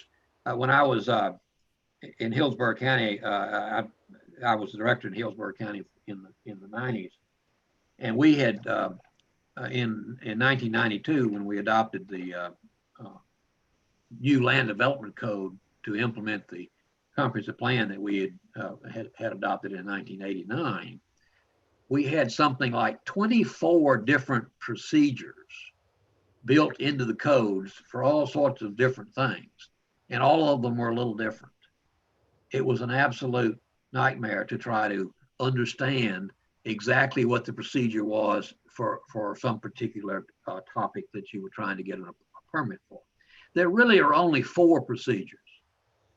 The first one is a level 1, which is an administrator, the planning director or some administrative staff makes a decision related to a permit, certification, or interpretation. These are usually a simple review. It's a determination of code compliance. There's no public hearing. There is always a subject, any action is subject to appeal, but on a finding of error. Not that you just didn't like it, and actually what you see is there are relatively few cases where you see administrative decisions appeal, but they still nonetheless are subject to that. But the point is that these are permits that are typically issued, simple review and so forth, by the administrator. You folks in the planning commission, you never see these other than maybe reports on how they went. You had an interesting discussion earlier about procedures related to the HARP and all that I was at least hearing part of. That's exactly the sort of area where you can make a lot of improvement by such using those types of things as well, as long as you understand what the basics are in terms of how these things work. Next slide. The second level is also an administrative approval, except it generally involves some kind of a plan review or technical design. Maybe it's a stormwater plan or some other kind of technical study. This is, again, it's a determination of code compliance. They're not rewriting the code. They're simply using their engineering expertise or their building code expertise or some other environmental permitting expertise to determine if your standards are in fact being met. Again, there's no public hearing for these types of issues, and they also are subject to appeal, again, a finding of error. They generally take a little longer because there may have to be several agencies that review it and so forth. But that's what I call a level 2 review. Next slide. The third level is an appointed body making a decision, like the Planning Commission. And that would be in a delegated decision that is delegated through the code. The staff provides substantial competent evidence. You typically would hold a public hearing, make some kind of finding of fact, and then any appeal would be prescribed by the Land Development Code. It could maybe go to a number of different places, but the Land Development Code would prescribe that. And then next slide. And then finally, level 4 is an elected body making the decision. Zoning, other discretionary decisions must go to your elected body. There would be a recommendation by an appointed body. A staff provides substantial competent evidence, public hearing, finding of fact, and usually an appeal to court for that level 4 decision. Next slide. Now, this little diagram is intended to show you how all of those work together. You see my level 1, level 2, level 3, and level 4 reviews there. If you go to the bottom of the little table, you see the attorney is always in an advisory capacity. Remember, I said the legal sufficiency as to procedure, legal sufficiency as to interpretation and applying of codes and so forth. The administrator, usually a planning director, is involved with analysis at all those levels. And in the case of level 1 and level 2, has an ministerial approval. At level 3 and level 4, the administrator is always in a recommending posture. And then, of course, the appointed board, such as the Planning Commission, may be an approval authority with a recommendation from the administrator at level 3, and in a recommending posture for the elected body approvals, and then, of course, level 4 being an approval by the governing body with recommendations from the appointed board and from the administrator. Now, what I always recommend is that if you understand these 4 basic levels, then it's only a question of deciding which of these levels does this particular approval fit. Each of these levels can have the same basic process. The timing and so forth can be consistent for each of those. And so the person coming into the community and trying to understand the procedure doesn't have to understand that there are 4 or 5 different procedures in the level 2 process, or that the different procedure for signs and a different procedure for stormwater, and et cetera, et cetera. This is a fairly simple recognition that there really are only those 4 levels, and a consistent way of addressing them and understanding what role each of the players, what everyone plays in that process. Any questions on that you might have? Hang on one second before we go to questions. Dallas, Gavin got kicked out. Can you help him get back in? Is Dallas still with us? I'm not seeing him. Brian's trying. Brian, can you help him get back in? Okay, he's in as a guest. Can you put him back in as a panelist? I am attempting to. If you can't make him a panelist, if you just let him into the meeting and just leave him in, maybe that would do the same thing. While Brian's working on that, does anybody have any questions for Gene? Gene, you're doing such a good job. You're answering everybody's question. They can't even think of one. I'm sure. Okay, next slide. Hold on a second, end the slideshow for a second. And Gavin can see us and he can hear us. So let Gene go ahead and keep going, and let Brian just keep working on it. So we did lose the PowerPoint. Okay, Gavin can talk, it says. I don't know why he's not. All right. Well, now I can see him now, so he's in the meeting. Okay.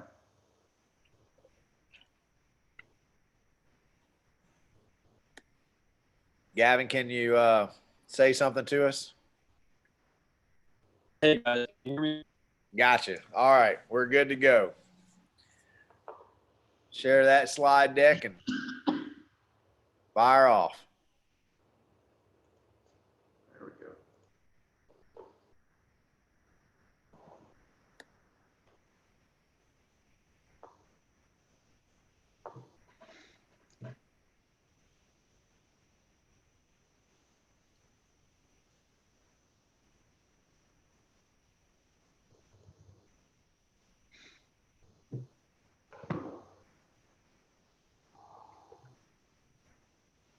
Okay, you can go to the next slide. It's a slow load. Hold on. Okay. Okay. Now, what's the basis for your review? Basically, I like my 4 C's. When you are reviewing an application, some kind of development review, zoning, whatever it happens, you really have 4 questions. One is consistency. And I'm talking here about consistency with the comprehensive plan. It's required to be consistent, and there should be some determination. And that doesn't necessarily have to be a major issue or so forth in terms of, in most cases, but essentially every time you make an approval, in effect, you're making a finding of consistency with the comprehensive plan. The second one is compliance, and I mean there, a reasonable expectation that this project can comply with the code. Now, why do I say reasonable expectation? And that is, the reason for that is that most of the standards, let's say you're dealing with a zoning case, most of the standards that are applied are not applied at the zoning point. They are applied later in the process through a subdivision plan or through a site plan. But when you're looking at the zoning question, you want to answer the question, can we reasonably expect, if this zoning is approved, that they can comply with our codes? You wouldn't, for example, want to approve a shopping center in the middle of a wetland. I've had a lot of attempts to do such things. But essentially, is there a reasonable expectation? The third C is concurrency, adequate facilities. Is the road system, is water system, et cetera, adequate? And then finally, compatibility with surrounding property, with the community, et cetera. Those are the 4 questions that you're always asking. Now, they may get fairly involved. Each of them are in the process.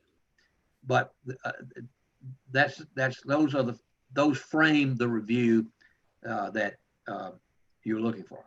And what the staff reports and so forth that come to you should be addressing is, how well does it do that? Give me the next slide, if you would. The staff report is an essential and critical document. It's essentially telling you how well this project meets the plans and policies and codes, et cetera, that your community has put in place. Give me the next slide. The staff report provides the basis for decisions. It links the project to plans, policies, and codes. It includes substantial competent evidence. Sometimes that evidence comes from outside parties, sometimes from the staff itself, but essentially it's either referenced or contained within the staff report. And a basis for findings of fact pertaining to the development. Okay, next slide. Again, going back to my consistency of 4 C's, consistency with the comp plan. Normally that's uses and intensity. It may be other provisions in the comp plan, depending on the particular project. Then compliance, a reasonable expectation the project can meet the codes. Next slide. Concurrency, impact on public infrastructure and services. And then compatibility is always an interesting one because it's sort of eye of the beholder. But you can, in fact, provide information that helps to define that, even though it may again be one of those judgment and discretionary kinds of determinations. But what are the uses? For example, you don't want Joe's School for Marching Bands next to the Lazy Days nursing home. It may be scale. Is it? There's a little diagram to the right there that shows cottages next to high-rise buildings and a little cottage in the middle. Proximity, how close are they? Are there any operational impacts, noise, vibration, and so forth? And is there any way to mitigate compatibility? All of those are factors that can be reported, can be measured, potentially, that help with this question of compatibility. Next slide. Let me go back to that slide and leave it on that just for a minute. One of the questions that we often get is, should the staff make a recommendation? Let's say a zoning case is coming to you, and what's the proper role or position of staff related to making a recommendation on whether it should be approved or not? Let me ask maybe Brian or what are you doing now in Newberry in the sense of when the zoning case comes to the city? Do you make a recommendation up or down, or how is that? Usually staff will make a recommendation on just about everything that comes before either the planning board or the city commission, yes. And you make a recommendation to approval or not approval? Yes. Yeah. And that's a very legitimate position to take. Other communities, there are different ways to do it, and it's something that you should have a clear understanding of what it is, because typically the staff is not. I sometimes have the appointed officials thinking, well, we don't want to disagree with staff. My view as a professional was, I never viewed it that way. What the staff was doing was trying to give you their best judgment based on all of the information to them. What I think it should be, at least a recommendation of that you have the basis for approval, or that you do not have a basis for approval, or that there are conditions that could be attached that might make a project approvable. So there's a variety of ways in which the staff recommendation could come to you, but it is important to recognize if you didn't have discretion and so forth, it was simply then there would be no reason why you would be hearing the particular case. And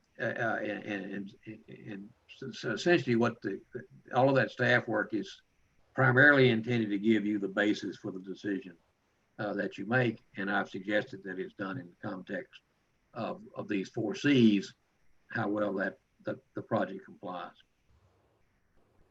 Next slide. Then finally, conduct of your hearing. I'm talking here about quasi-judicial hearings. Again, remember the legislative process is not the same and has different sets of rules. But there, of course, is notice. There is an expectation, there should be an expectation of a neutral decision maker. That doesn't mean you don't come to the decision, with your own preferences and biases and all these things about what you think are important, but you don't come to the decision to a hearing with the notion of, with your mind made up. You're going to hear the information and make the decision based on the information that you've received and hear when it's presented. There has to be in the hearing a presentation of evidence. Usually, and communities can differ in how they manage that, but there's usually an opportunity for the applicant to make a presentation. Probably the staff makes a presentation. And then there's an opportunity for the interested stakeholders, the public, et cetera, to then make their comments, whether they're in opposition or support. A presentation of evidence. Now, one of the things that I think is often a bit of a problem, if in an effort to manage meetings, often you will have a time limit on how long someone can speak. That can be a real problem if that person is providing substantial competent evidence. And if the traffic engineer needs 20 minutes and you've got a 3-minute limit, you can see where you might have a problem, because that presentation of substantial competent evidence is essential to the decision-making process. So you have to be aware of how those are handled and try to be sure that all relevant evidence is handled correctly. Now, having 50 people stand up and say the same thing is not generally what you're talking about. And so there are a variety of ways in which that can be managed. There's also a sworn testimony a requirement in quasi judicial. Usually that's done at the beginning of a particular case, as everybody's going to speak. It simply takes an oath. And then one that can really be problematic is questioning of witnesses. I've seen situations where it was almost run truly like a court, where the attorneys would question witnesses and so forth, and I've never seen that work well. What I have seen work well is that questions are forwarded and handled through the chair, and then the proper party is then asked to respond to that. But questioning of witnesses is generally a requirement of quasi-judicial, but it has been my experience that does not work well where you have the actual attorneys are involved on the various sides questioning people who may be making presentations. Again, I don't know what your experience is with that, but that's one that can be problematic if it's not handled well. And then there's also an opportunity for rebuttal, generally we're talking about by the applicant, of an opportunity to rebut evidence that's presented at the hearing.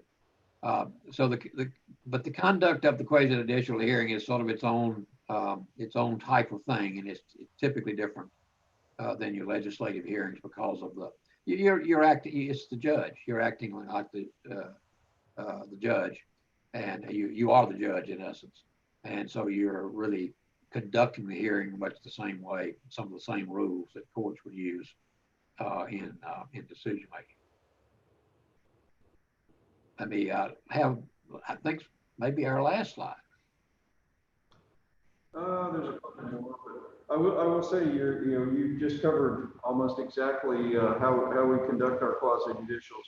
We've had a couple of large applications that forced us to hone our quasi-judicial process pretty well. The city attorneys have done a good job of laying it out for us, and the mayor handles it. Yeah. Lays down the law. Well, you always are going to have cases which are more complicated, need more time, whatever, and you've got to be open to adjusting for those kinds of things. But the rules of the game are pretty basic, as long as some common sense is applied. I've often seen situations where each party was given a certain amount of time, 20 minutes or 30 minutes, whatever the case, and then they have to decide who's going to speak and so on. This last one I put up as ex parte communication.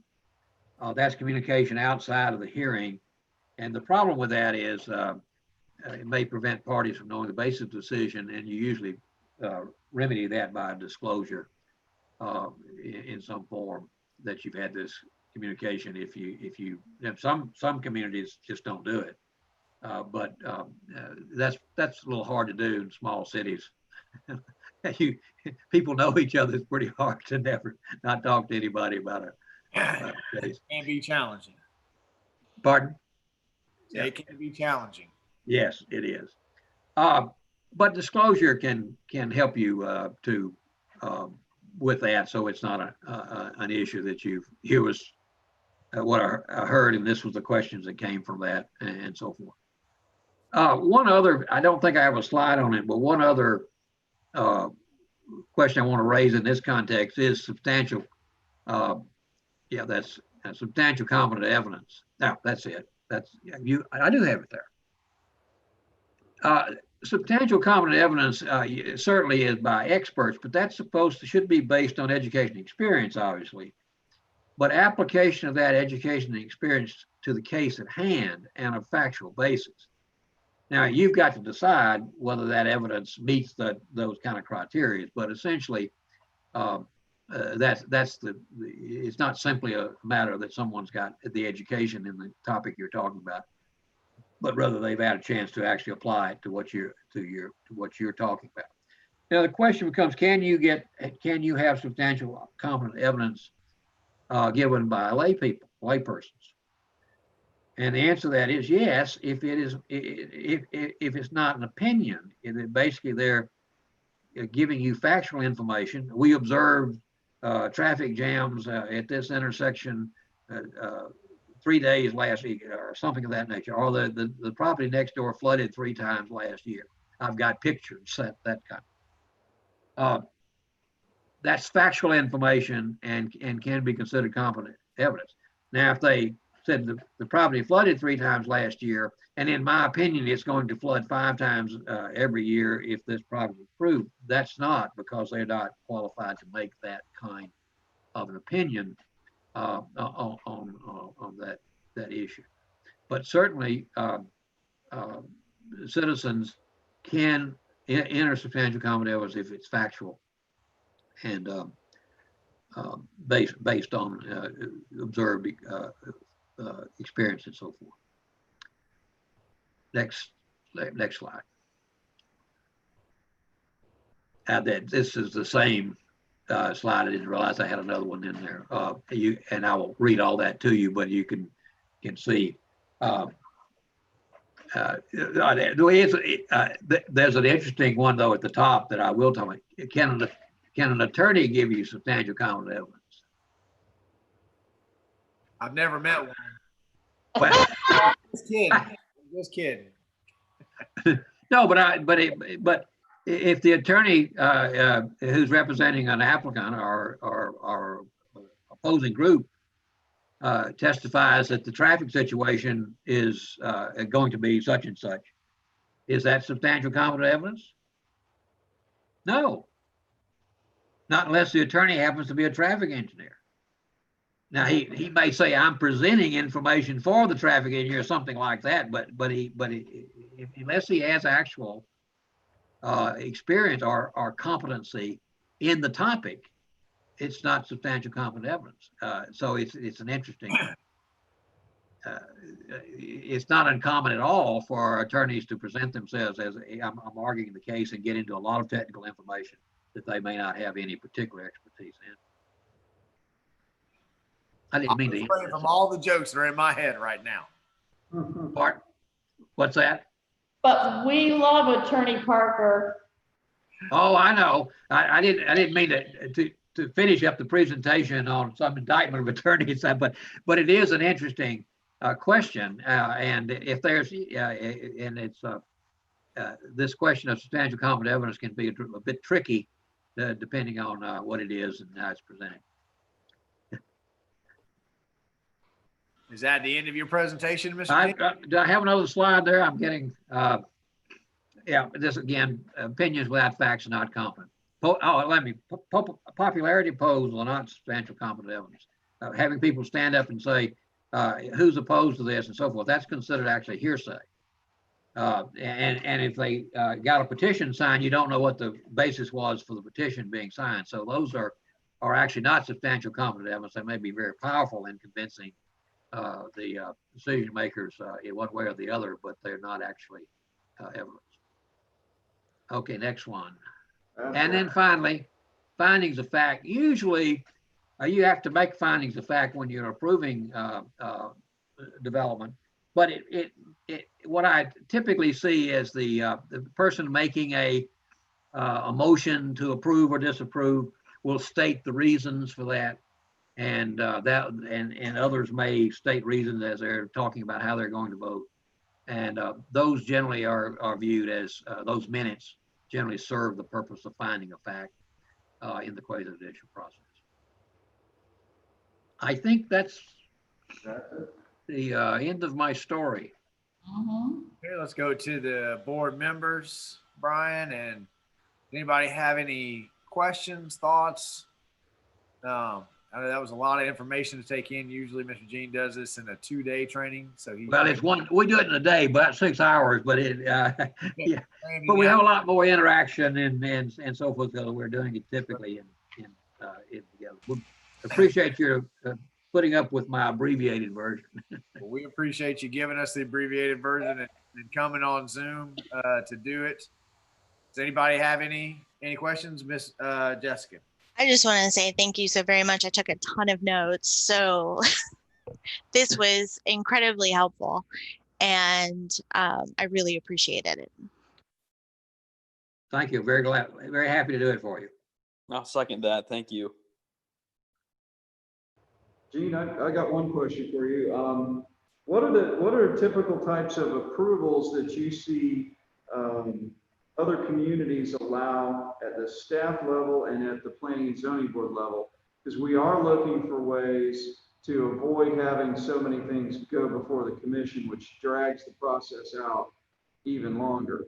You know, what are typical types of allowable approvals administratively, and then at the planning board level?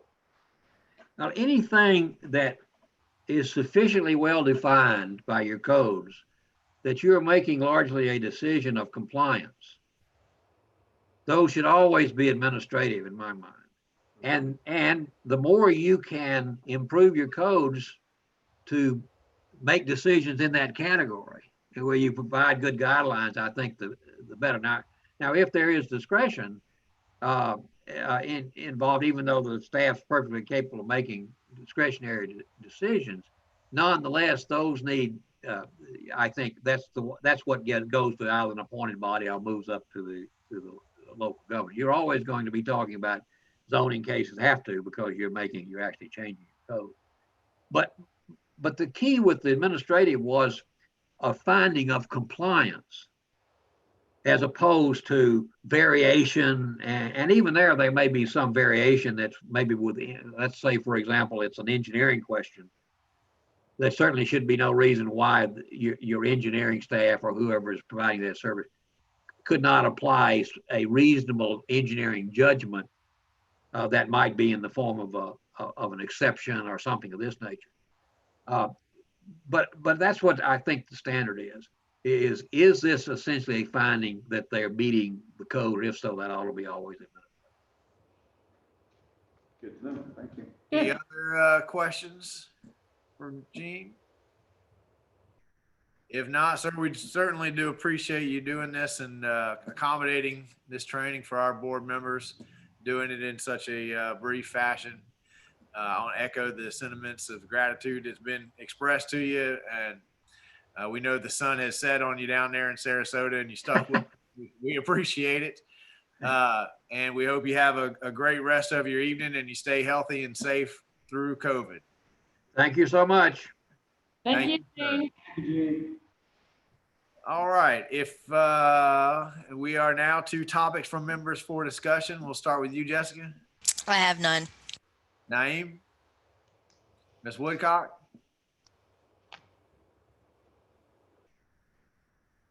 She's unmuting herself. Do you have any topics for discussion, Ms. Linda? No, I don't. I'm sorry. I always forget that little button. Yeah, that's fine. Gavin, you got any topics for discussion? I do not. What about staff, our attorney? Anybody have anything they feel like they need to bring up? No, Mr. Mayor. The board taking the time, the extra time to do this, and it's good stuff. And every couple of years, you know, when we're not in COVID, maybe, some of the members can do the larger training, more interactive. We do appreciate y'all's dedication. It's we know you guys are volunteering your time, and to do this kind of stuff is above and beyond. So we appreciate it. If there are no more comments, then we are adjourned. Good night, everybody. Stay safe and healthy. Thank you. Good night, everyone. Thank you.